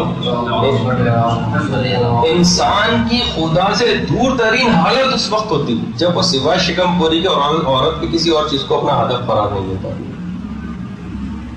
علامت نمبر 14، تفصیلات کے بغیر گناہ پر گناہ کرتا چلا جاتا ہے. علامت نمبر 15، توبہ سے غافل رہتا ہے. علامت نمبر 16، آج کا کام کل پر چھوڑ کر نیکیوں میں تاخیر کرتا ہے، کل کر لوں گا پرسوں کر لوں گا، ٹالتا رہتا ہے. علامت نمبر 17، زندگی کی آسائشوں اور لگژریز کے حصول میں منہمک ہونے کی وجہ سے آخرت سے غافل ہوتا ہے۔ اللہ ابن زیاد امیر المومنین کے ایک صحابی تھے، ایک دفعہ بصرے میں بیمار پڑے، مولا کائنات ان کی عیادت کے لیے تشریف لے گئے۔ دیکھا کہ الہ ابن زیاد نے مکان تو بڑا اچھا بنایا ہوا، بڑا بہترین ڈیکوریٹ کیا ہوا۔ اب مولا کے جملے آپ سنیے، مولا نے جو دیکھا کہ ساری آسائشیں گھر میں موجود ہیں، رسول خدا سے جب بھی مرغی ایک روایت ہے کہ بعض لوگ عالم آخرت میں اتنے چھوٹے اور تنگ مکان میں ہوں گے جتنا کیل کو دیوار میں ٹھوکنے پر سوراخ کیا جاتا ہے۔ اور شہید دسترب شیرازی کا جملہ، جنت میں اپنے گھر کی وسعت کو فقط صدقہ و خیرات کے ذریعے بڑھایا جا سکتا ہے، نفس کو کچلنا پڑتا ہے اور اس کے بغیر کوئی چارہ بھی نہیں۔ علامت نمبر 18، آخرت کے کمتر درجے پر قناعت ہو جاتی ہے، دنیا کی علامت۔ علامت نمبر 19، امور آخرت سے بے خبر ہو جاتا ہے، دنیا میں چھوٹی چھوٹی باریک باریک چیزوں کا واقفیت رکھتا ہے۔ اور علماء نے لکھا ہے کہ بوڑھے ہو گئے لوگ، 60 70 سال کی عمریں ہو گئی، قبر میں پاؤں لٹکائے بیٹھے اور عالم آخرت کا کچھ پتہ نہیں ہے کیا ہوگا، امور آخرت سے بے خبر۔ علامت نمبر 20، موت کا خوف رکھنا اور اس کو دور سمجھنا، مستقبل بعید میں۔ میں نے لکھا ہے کہ بچے ہیں وہ سوچتے ہیں کہ ابھی تو ہم جوان ہوں گے، تو اس کے بعد بوڑھے ہوں گے، بوڑھے ہونے کے بعد موت آئے گی۔ جوان سوچتے ہیں کہ ابھی تو جوان ہیں، پھر بوڑھے ہوں گے، اس کے بعد موت آئے گی۔ بوڑھے ہیں وہ سوچتے ہیں ابھی تو اوائل بڑھاپا ہے، پھر ایکسٹریم بڑھاپے کی طرف جائیں گے۔ ہر شخص زمانے مستقبل بعید میں موت کو سمجھتا ہے، بنا رہا قریب ہے جبکہ وہ تو بہت قریب۔ تو بہرحال اس کی بھی تفصیل ہے، لیکن اس کو آگے بڑھتے ہوئے علامت نمبر 21 اور آخری علامت، ایسے تو علامتیں بہت ہیں لیکن یہ جمع کی، شیخ چلی کی طرح لمبی لمبی اور دراز دراز امیدیں باندھتا چلا جاتا ہے۔ علماء نے کہا کہ ویسے تو آپ شیخ چلی کے اوپر بڑے ہنستے ہیں ان کے خیالات پر، لیکن اس دنیا میں ہر شخص شیخ چلی بنا ہوا۔ مثلا کہ پہلے اپنی شادی کی فکر ہوتی ہے، پھر اس کے بعد یہ ہوتی ہے کہ اولاد ہو جائے تو پھر اولاد کی شادی کی فکر ہوتی ہے، اور پھر اس کے یہاں اولاد ہو جائے، ایک تمنا کا دوسری تمنا، تیسری تمنا، موت آ جاتی ہے لیکن تمناؤں کا سلسلہ بند نہیں ہوتا۔ تو لمبی لمبی دراز دراز امیدیں دنیا کے متعلق باندھتے رہنا، یہ خود حب دنیا کی علامت۔ کس علامت بیان ہوئی؟ حب دنیا کا علاج یقیناً ایسے ہیں، جیسے ابھی آپ دیکھیں گے تو بہت آسان، بس ان کو اپنی زندگی کے اندر تھوڑا سا رائج کرنے کی ضرورت، اور اتنے آسان ہے کہ کوئی الگ سے وقت کی درکار نہیں۔ سب سے پہلی بات کہ علاج کا تذکرہ کرنے سے پہلے کچھ علماء نے کچھ تنبیہیں لکھی ہیں، کچھ چیزیں ذرا آپ کانشیس ہو جائیں، احتیاط کریں۔ پہلی بات تو یہ کہ وہی جو ہم نے اس میں تکبر میں بیان کی تھی کہ حب دنیا کا مرض فقط تمنا کرنے سے نہیں جاتا، اس کے لیے عملی اقدامات کرنے پڑیں گے۔ اگر عملی اقدامات نہیں کریں تو بس کوئی ہم دعا کریں پروردگار حب دنیا کا مرض کم ہو جائے، اس طرح سے نہیں جائے گا، عملی اقدامات کرنے پڑیں گے جو بھی آگے چل کے آنے والے ہیں۔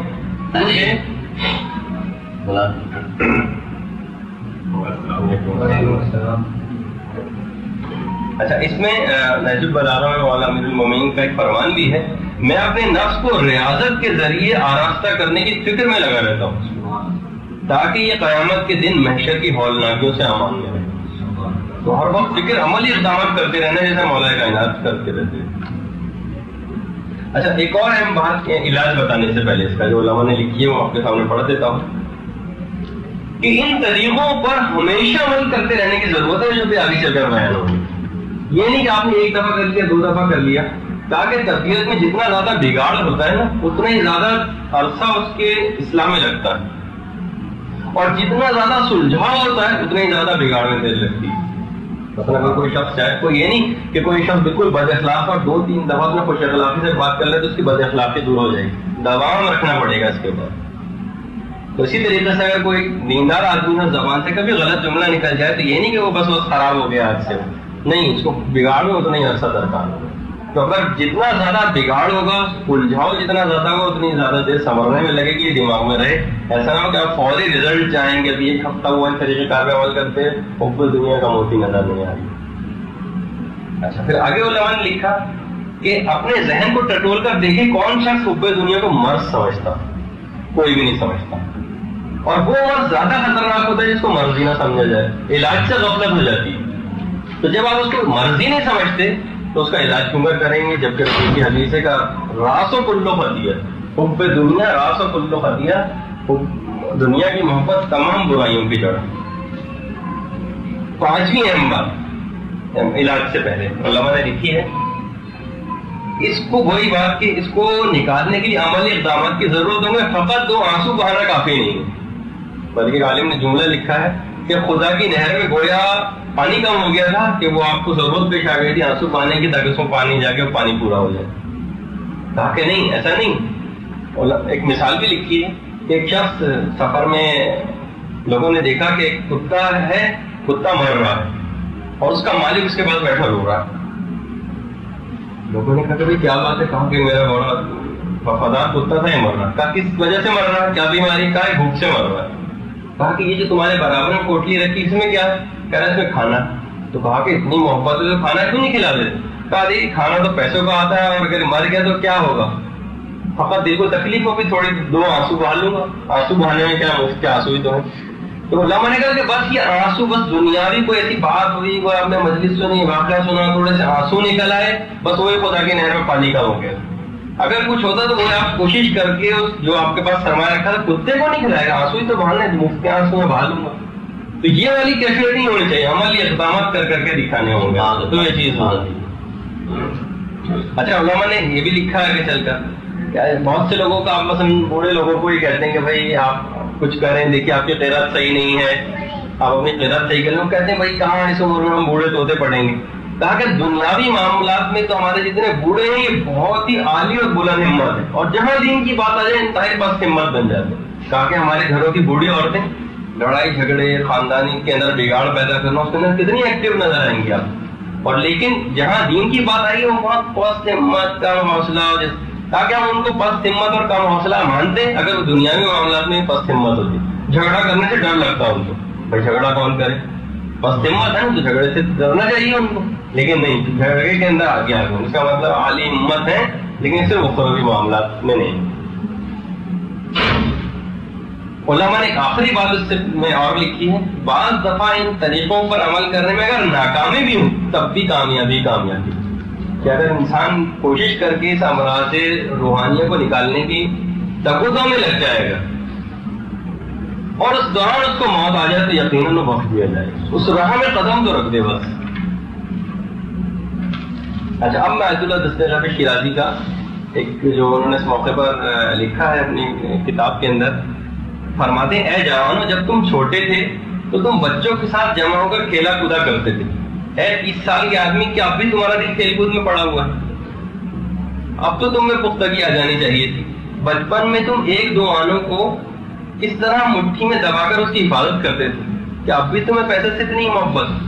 آخر تم رائے خدا میں تو خرچ کیوں نہیں کرتے؟ آخر تم کب بڑے ہوں گے؟ آگے چل کے کہتے ہیں 3-4 سال کے بچے لڑنے کے بعد چند گھنٹوں میں دوستی کر لیتے ہیں اور بغیر کسی بغض و عناد کے دوبارہ کھیلنے مصروف ہو جاتے ہیں. اس کے برعکس یہ 40-50 سال کے بڈھے لوگ اگر ایک دوسرے سے ناراض ہو جائیں تو ہمیشہ کے لیے دل میں کینہ اور کدورت بھر لیتے ہیں. کیا تم بچوں سے بھی زیادہ بچے بن گئے؟ اے لڑکیوں جب تم چھوٹی ہوتی تھی تو بڈھے بوڑھیوں سے کھیلا کرتی تھی، لیکن اب تم بالغ ہو گئی ہو. عزت و عفت اور پردہ تمہارے شان ہے. اب خود نمائی اور حسن فروشی کرنا تمہیں زیب نہیں دیتا. اور پھر آگے فرماتے ہیں آپ سب کو بلند حوصلے، عزم و ارادے ہی کے باعث علی ابن ابی طالب کی ہمسائیگی کا شرف نصیب ہو سکے گا. تو اصل میں جو پہلا علاج جو لوگوں نے بیان کیا وہ یہی کہ انسان عزم و ارادہ تو کرے کہ نہیں مجھے امراض روحانی کو اپنے اندر سے نکالنا ہے، حب دنیا بھی اس کے اندر سے. اصل میں علماء نے کہا کہ لوگ کہتے ہیں بھائی ہم نے یہ کام کرنا تو بہت چاہا، گناہ سے بہت پیچھے چھڑانے کی کوشش کی لیکن ہوا نہیں. ان کا ہوا اس وجہ سے نہیں کہ آپ نے ارادہ نہیں کیا تھا، فقط تمنا ہی تمنا کی. مضبوط ارادہ یہ تو سب سے پہلے کرنا پڑے گا.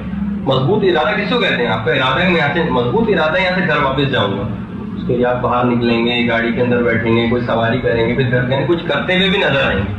پھر تمنا ہی تمنا ہے کہ بھائی گھر چلا جاؤں، دیکھیں پہنچوں یا نہیں پہنچوں. اس کا مطلب کہ صرف آپ نے تمنا کی ارادہ نہیں کیا. جیسے ہمارے لکھا ہے لوگ آ کر ہم سے کہتے ہیں کہ مولانا دعا کریں کہ مولانا کہ ہمیں حج کی سعادت نصیب ہو جائے. کہاں پیسے بھی ہیں, وہاں پیسے بھی ہیں, سب کچھ ہے. بس کہا کہ ٹھیک ہے جب حج کی تاریخ آئے تو ہم نام اپلائی کیجیے گا, جب وہاں سے آ جائیں اور اس میں چیک آپ جمع کرا تو ہمیں آ کے بتا دیجیے, ہم آپ کا ہاتھ پکڑ کے جہاز میں سوار کرا دیں گے. اصل میں یہ کہ آپ حج کرنا ہی نہیں چاہتے, اس وجہ سے آ کے یہ بانے بازی کرتے ہیں ہمارے لیے دعا کیجیے گا. اچھا, علاج نمبر 2, حب دنیا نکالنے کے. اگر موت کے انتظار کی کیفیت آپ میں پیدا ہو جائے تو حب دنیا دل سے نکل جائے گی. اور اس کے لیے جناب امیر المومنین کا فرمان ہے, میں تم کو وصیت کرتا ہوں کہ موت کا ذکر بکثرت کرو, اس سے بے خبر نہ رہو. اور رسول کی بھی اس وجہ سے ایک حدیث ہے, اکثر ذکرها ذم اللذات, دنیا کی اپنی گفتگو میں دنیا کی لذتوں کو توڑنے والی چیز یعنی موت کا اکثر تذکرہ کیا کرو. اچھا, جب بھی کہا جاتا ہے کہ ایک فرشتہ ہے جو دن رات ایک منادی کرتا ہے, اور کیا منادی ہے, روزانہ کرتا ہے, ہمیں آواز سنائی نہیں دیتی, مرنے کے لیے جیتے رہو اور ویران ہونے کے لیے مکان بناتے رہو. یہ روزانہ ایک فرشتہ ندا کرتا ہے. اچھا, علماء نے کہا کہ یہ جو مولود کے کان میں اذان دی جاتی ہے نا, اس کے اندر بھی ایک لطیف نقطہ ہے. اشارہ اس طرح ہے کہ اذان تکبیر ہو گئی ہے, نماز جنازہ کے منتظر ہو. یہ اس کے اندر پیغام دیا جاتا ہے پیدا ہونے کے بعد. اچھا, لوگ اولاد کی تمنا اس لیے کرتے ہیں, علماء نے لکھا ہے کہ وہ ان کا نام ہوگا. تو ایک عالم نے لکھا کہ آپ یہ بتائیے کہ باپ اور دادا کی حد تک تو سب کو اپنا نام یاد رہتا ہے, لیکن اگر کسی سے پردادا کا نام پوچھا تو اس کو یاد بھی نہیں. وہ پردادا اس کی حسرت تھی کہ میرا نام باقی رہے, اس وجہ سے اولاد کی حسرت کر رہا تھا. پردادا کا نام تک لوگوں کو نہیں پتا جو ان کے پڑپ ہوتے ہیں. جب بھی علماء نے کہا کہ ذکر موت کرو, نیک عمل کرتے رہو. نیک عمل کرنے سے فائدہ یہ ہوتا ہے کہ خدا پر حسن ظن ہو جاتا ہے اور پھر موت سے وحشت نہیں ہوتی. اگر کوئی شخص نیک عمل نہیں کرتا نا ہم زندگی میں تو اس کو خدا سوء ظن ہو جاتا ہے کہ بس میں جاؤں گا اور ڈنڈے پڑنے شروع ہو جائیں گے. نیک عمل کرنے سے حسن ظن ہو جاتا ہے, موت سے وحشت نہیں ہوتی. اچھا, علاج نمبر 3, زیادہ سے زیادہ صدقہ دیں, کیونکہ صدقہ دینا حب دنیا کو دل سے نکال دیتا. اچھا, اب ایک واقعہ علماء نے لکھا ہے اپنی کتابوں میں, پڑھ دیتا ہوں. مولا علی بن ابی طالب کا کہ ایک دفعہ ان کے یہاں ایک مہمان آیا. اچھا, مہمان کسی کام سے آیا لیکن اندر آ کے حیران رہ گیا مولا کے گھر میں. دیکھا کہ علی کے گھر میں غریب ترین افراد سے کمتر درجے کا سامان زندگی میں موجود نہیں. مہمان کو چٹائی پر بیٹھنا پڑا. مہمان سے رہا نہ گیا. عرض کیا مولا آپ اپنے گھر کو بڑھاتے کیوں نہیں, آپ تو مسلمانوں کے پیشوا. آپ نے جواب دیا, جواب سنیے, ہم اہل بیت پیغمبر جو بھی اچھی اور نئی چیز حاصل کرتے ہیں اس گھر کی طرف روانہ کر دیتے ہیں جو ہمارے پیش نظر ہے, اور ہم اس گھر کی سجاوٹ میں مجبور ہیں. تم کو یہ جو خالی خالی نظر آ رہا ہے نا, یہاں بہت کچھ تھا مگر ہم نے بہت پہلے وہاں روانہ کر دیا. سبحان اللہ, اللہ اکبر, اللہ اکبر. علماء اعلام میں ایک ہمارے عالم گزرے سید ابن طاؤس, نام سنا ہوگا آپ نے. وہ اپنی کتاب کے اندر فرماتے ہیں زکوٰۃ میں 1/10 عشر جس کو کہا جاتا ہے وہ فقراء کو دینے کے لیے معین کیا ہے.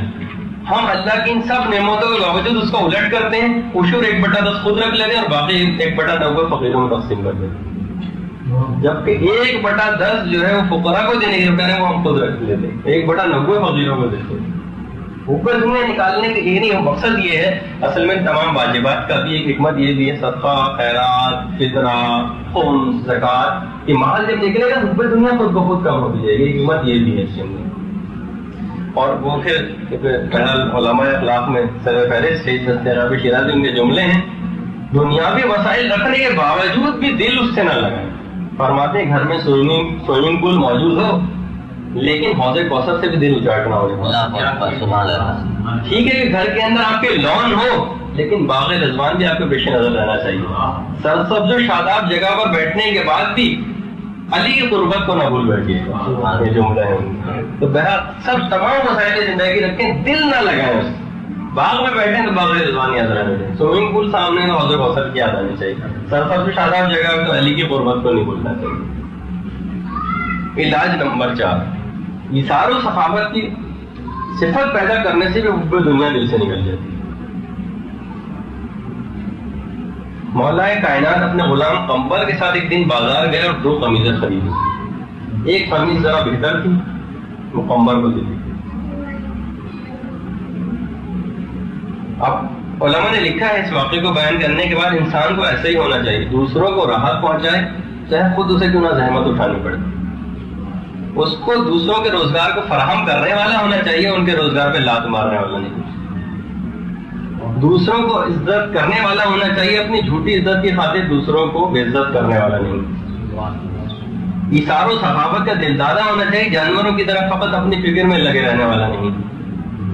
ایسے ہی شخص کے لیے فرشتے موت کے وقت پھول لے کر آتے ہیں کہ وہ دنیا میں پھول کی طرح بے ضرر بن کر رہا، سبحان اللہ سبحان اللہ، کانٹا بن کر تکلیف دینا بنا. سبحان اللہ.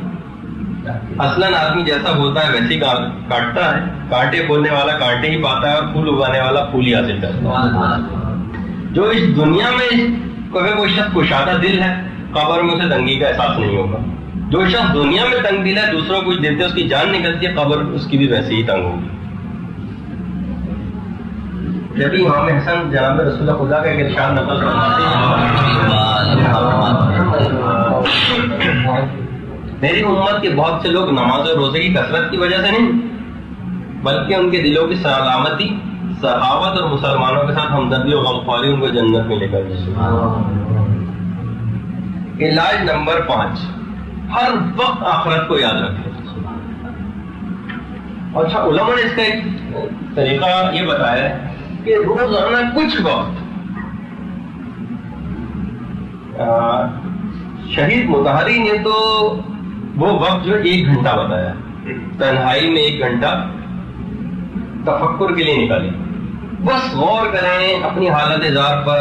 روزے یعنی انسان سوچے کہ مثلا میں مروں گا، میرے ساتھ یہ چیزیں ہوں گی، پولیس رات کی میں کس طریقے سے چلوں گا، میدان حشر میں میرے ساتھ کیا کیا جائے گا، دوزخ کا عذاب کیسا کیسا ہوگا.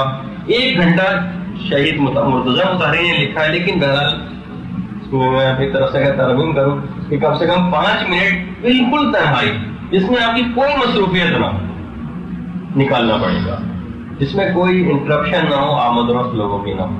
گناہ چھوڑنے کے جو عمومی طریقے علماء نے بتائے اس میں ایک یہ بھی کہ تھوڑا دیر تفکر کے لیے روزانہ آپ نکالیں گے، پھر اس میں چاہے وسعت پیدا کر لیں. 5 منٹ سے 10 منٹ سے 15 منٹ سے 20 منٹ سے 1 گھنٹہ شہید مطہری نے لکھا. کیونکہ قرآن کی قائد بھی ہے لعلکم تتفکرون فی الدنیا والآخرہ. آخر تم دنیا اور آخرت کے متعلق فکر کیوں نہیں کرتے؟ اس کا مطلب فکر کرنے کے لیے کچھ وقت نکالنا پڑے گا. اچھا دیکھیے، اس طرح سے آپ علماء نے لکھا ہے کہ آخرت کی فکر اس طرح سوار رہنی چاہیے. ایک واقعہ لکھا ہے ایک عالم کا کہ ایک دفعہ خواجہ فروش ان کے سامنے سے گزرا، چیخ مار کر بے ہوش ہو گیا اور اس سے پہلے فرمایا جب 10 نیکیوں کی قیمت 1 روپیہ ہے تو ہم بروں کی کیا قیمت ہوگی. دماغ پہ ہر وقت بس آخرت سوار ہے نا، تو پکڑنے کی وجہ اختیار کی طرف دماغ سے لگے ہوئے. علماء نے کہا ایسے ہی آخرت کی فکر ہر وقت سوار رہنی چاہیے. امام سجاد ایک دفعہ اونٹ پر جا رہے تھے، یہ اونٹ ایک جگہ رک گیا. امام نے مارنے کے لیے تعزیانہ اٹھایا، ہاتھ روک لیا. مجھے ڈر ہے میں اس حیوان کو تعزیانہ ماروں اور کل مجھ سے اس کی باس پرس ہو جائے. تو بہرحال یہ وہ ہے کہ ان سب کے نزدیک آخرت بہت اہم تھی، اور یہ صرف سوچ بچار کے ذریعے ہی اس کے لیے آپ کو وقت نکالنا پڑے گا. اور سب سے بہترین جو طریقہ ہے وہ یہ کہ اس کے لیے، یعنی میں اتنا زیادہ زور اس وجہ سے دے رہا ہوں کہ حب دنیا نکالنے کے لیے اگر اس چیز کو آپ نے رائج کر لی گھر میں، اور اسلام نے تو بہت پہلے سے بتائی، تو اس سے بہتر کسی کی شاید اثرات آپ نہ دیکھیں. وہ کیا ہے؟ وضو کی مستحب دعائیں لکھ کر جس جگہ بیسن ہم وضو کرتے ہیں وہاں لگا. آپ دعائیں دیکھیں، اب بس ترجمے کے ساتھ وہ یاد ہونی چاہیے کہ چلائیں گے دعا. علاج نمبر 7، بس میرا خیال ہے آخرت کی ہولناکیوں کے متعلق معلومات بڑھاتا رہے. اور اس کے علماء نے ریکمینڈ کیا ہے کہ شیخ عباس قمی کی کتاب منازل الاخرہ کا مطالعہ بہت مفید. آخرت کی ہولناکیوں کے متعلق معلومات. علاج نمبر 8، جنت کی تفصیلات کا مطالعہ بھی عرق ریزی سے کریں، کیونکہ انسان کو لذتوں کی طرف رغبت ہوتی ہے. ہولناکیوں کے متعلق معلومات پوری لینا ہے اور جنت کے متعلق بھی مکمل معلومات لینا ہے. مولانا روم نے اس مقام پر ایک اپنی مثنوی میں لکھا ہے کہ اہل اللہ جب جہنم کے اوپر سے پار کر کے جب جنت میں پہنچ جائیں گے تو آپس میں کہیں گے کہ ہم نے تو سنا تھا کہ پورے صراط جہنم کے اوپر ہے، مگر ہم کو تو راستے میں کہیں جہنم نظر نہیں آیا۔ فرشتے کہیں گے تم نے راستے میں ایک باغ دیکھا تھا؟ وہ کہیں گے ہاں باغ تو دیکھا تھا۔ فرشتے کہیں گے کہ وہ جہنم ادھر تمہارے اعمال کی برکت سے تمہیں باغ کی صورت نظر آیا۔ سبحان اللہ۔ تو جنت کی کیا تفصیلات ہیں وہ انسان اپنے اس کے متعلق معلومات بڑھاتا ہے۔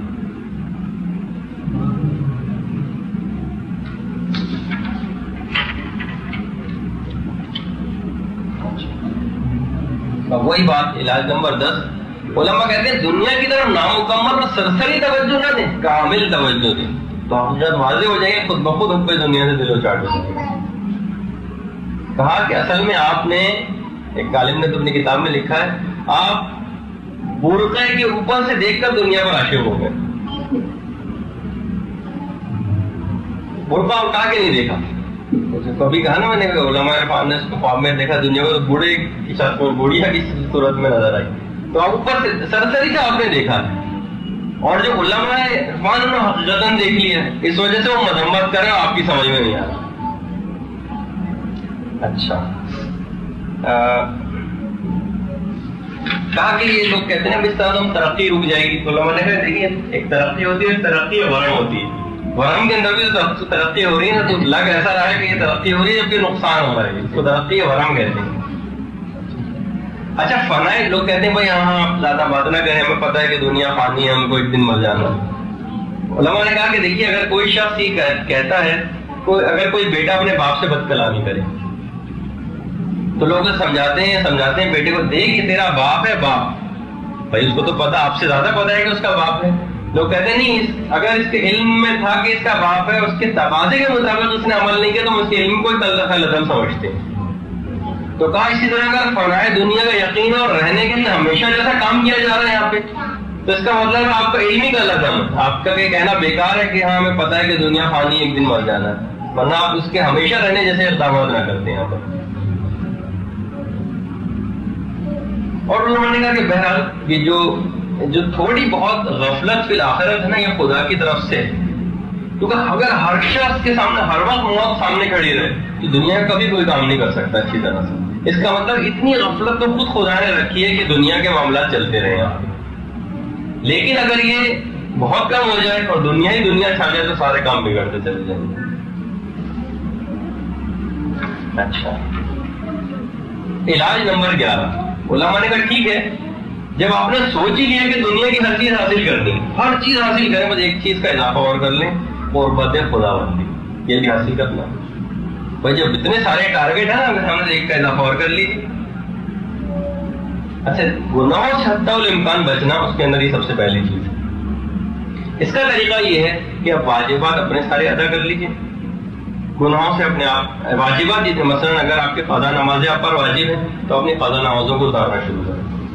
اس کا مطلب ہے کہ اب آپ کو سمجھ آ رہا ہے کہ مجھے وہاں جا کے حساب کتاب دینا ہے تو خود بخود حب دنیا کم ہو جائے گی، روزے قضا روزے رکھنے شروع کر دیجیے۔ اگر آپ پر کچھ خمس واجب الادا باقی ہے تو اس کو نکالنے کی فکر کیجیے، یعنی اپنا جو آپ پر قضا واجبات ہے اس کو اتارنے کی فکر کیجیے، تو حب دنیا خود بخود کم ہوگی۔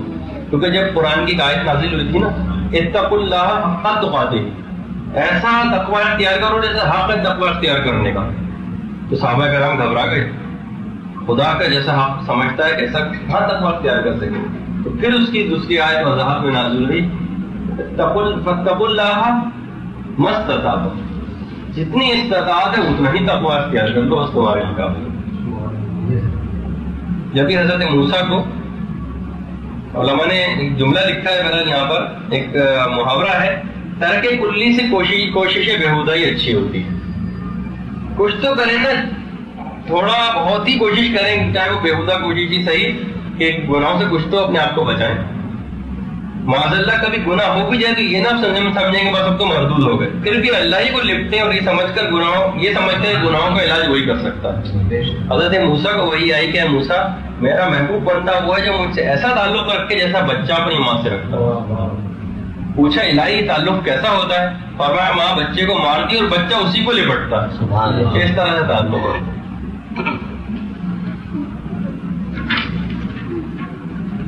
اور کہا کہ کچھ اس طرح کی کیفیت اگر آپ پیدا کر لیں جیسے زمانے میں رسول کے مختلف صحابہ میں ہوتی تھی کہ رسول ایک دفعہ کافی مجمع تھا، لوگ ادھر ادھر بیٹھنے کی فکر میں تھے، رسول نے ایک جملہ تھا اجلسو، بیٹھ جاؤ. ایک صحابی اس وقت ایک دم سے مسجد کے دروازے میں داخل ہو رہے تھے، انہیں اگرچہ پتا تھا کہ کسی اور کے لیے کہا ہے لیکن وہی مسجد کے دروازے میں بیٹھے تھے، مجھ سے نہ کہا.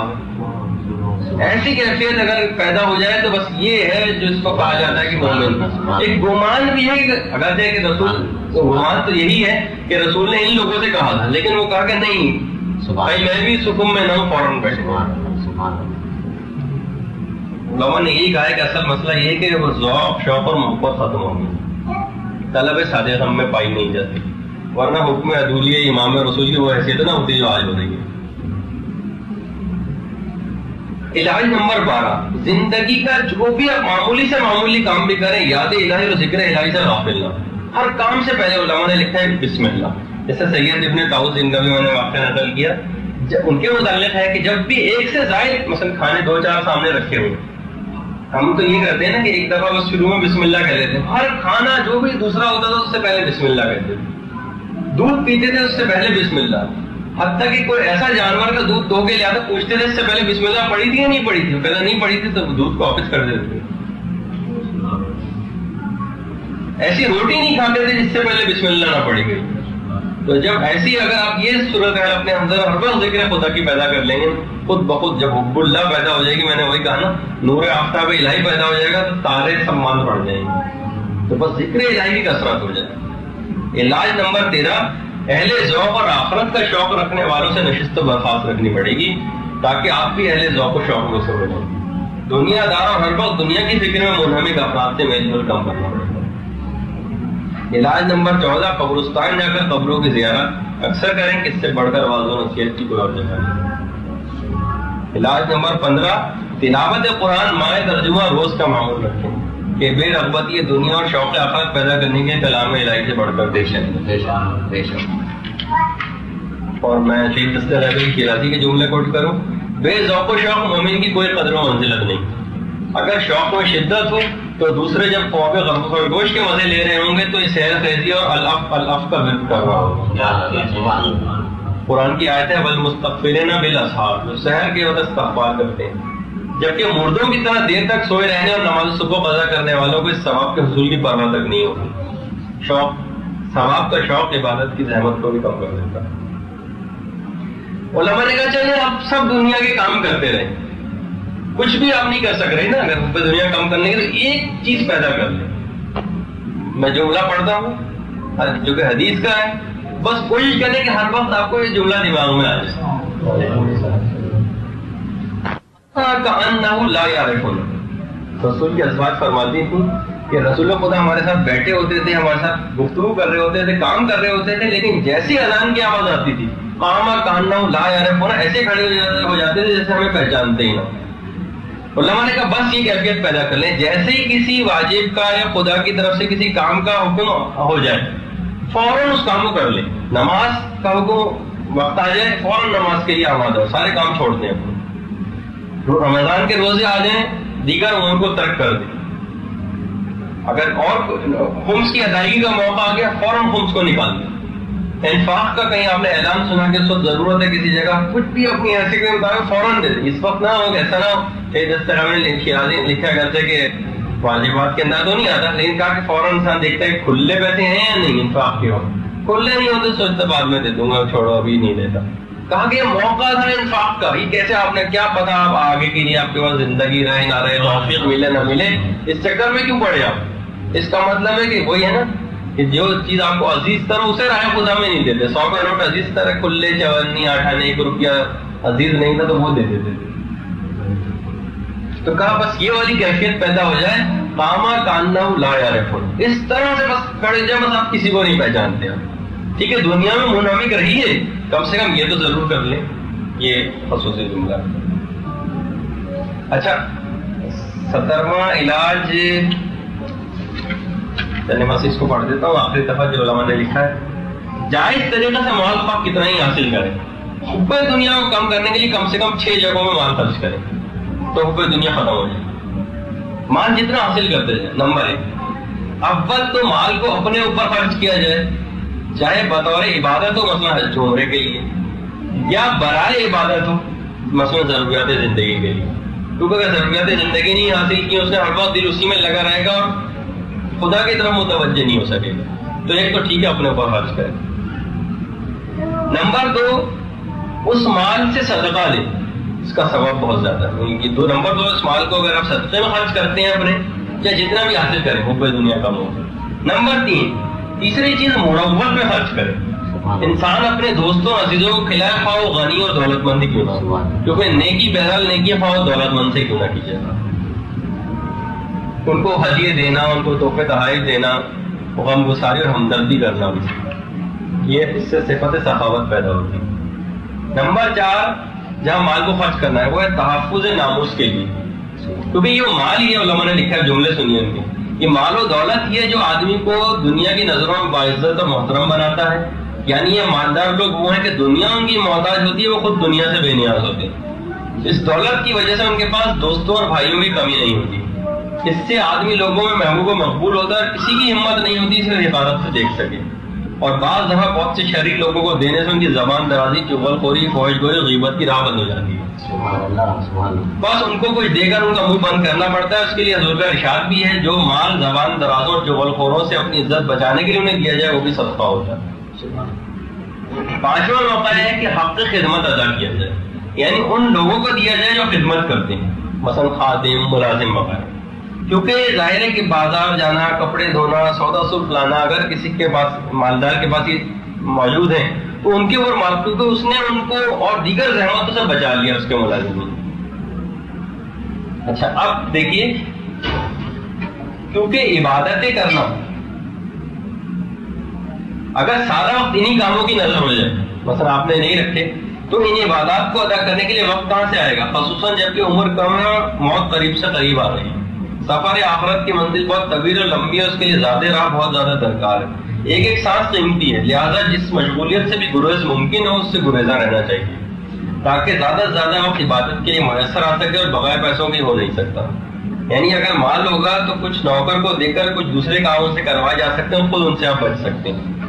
علماء نے لیکن یہ بھی لکھا ہے، اس میں شک نہیں کہ اپنا کام اپنے ہاتھ سے کرنے میں ثواب ہے، لیکن یہ درجہ ان لوگوں کا ہے کہ جن کی عبادت بدنی ہوتی ہے نہ کہ دل سے.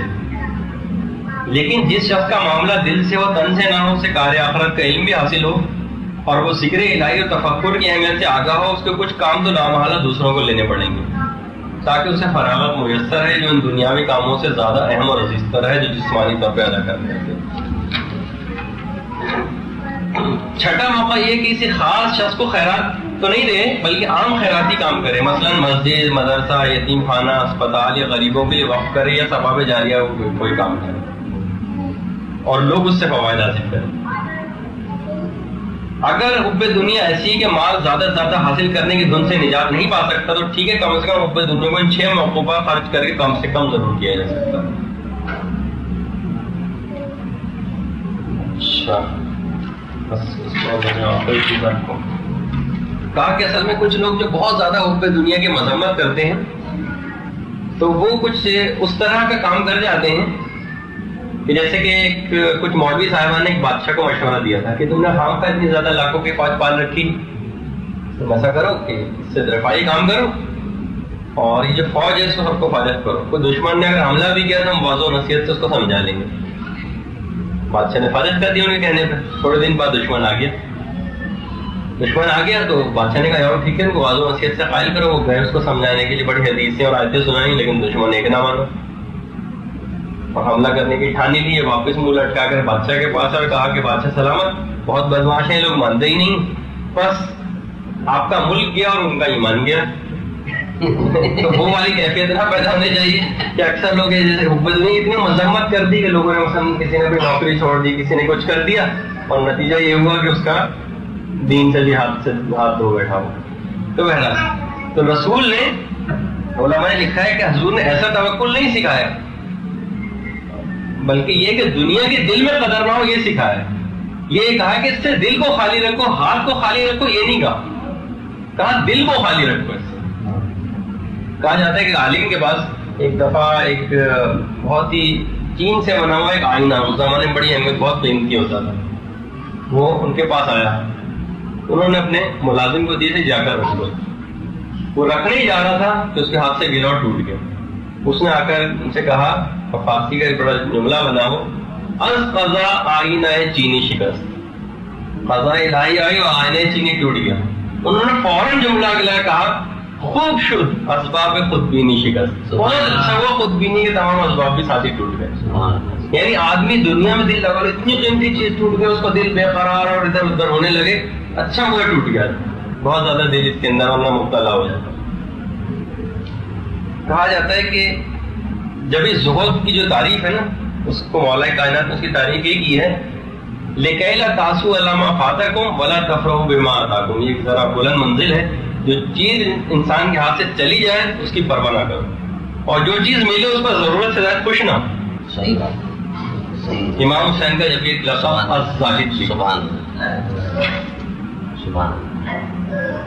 اچھا, اب بس ایک آخری چیز تو علماء نے لکھا ہے کہ آخری مقام اور ہے. اہل آخرت کی طرف جتنے متوجہ ہوتے چلے جاتے ہیں اتنا ہی ان کی توجہ دنیا سے کم ہوتی جاتی ہے, یہاں تک کہ وہ پوری دنیا سے بے نیاز ہو جاتے ہیں. ان کے دل میں استغنا پیدا ہو جاتا ہے, دنیا کی زیب و زینت وہ چیز ناچیز خیال کرنے لگتے ہیں. اہل اللہ دونوں سے مستغنی ہو جاتے ہیں, دونوں ہی سے قطع تعلق کر لیتے ہیں, اور وہ صرف اور صرف پروردگار عالم کی فکر میں لگ جاتے ہیں. دنیا کے آخرت کو بھی ایک طرف کر دیتے ہیں, یعنی وہ بھی نہیں چاہیے انہیں, نہ جنت چاہیے نہ کچھ اور چیز چاہیے, بس پروردگار عالم چاہیے. آج کے تک سے گفتگو ہماری ختم ہوئی. درود بھیجیے محمد والے محمد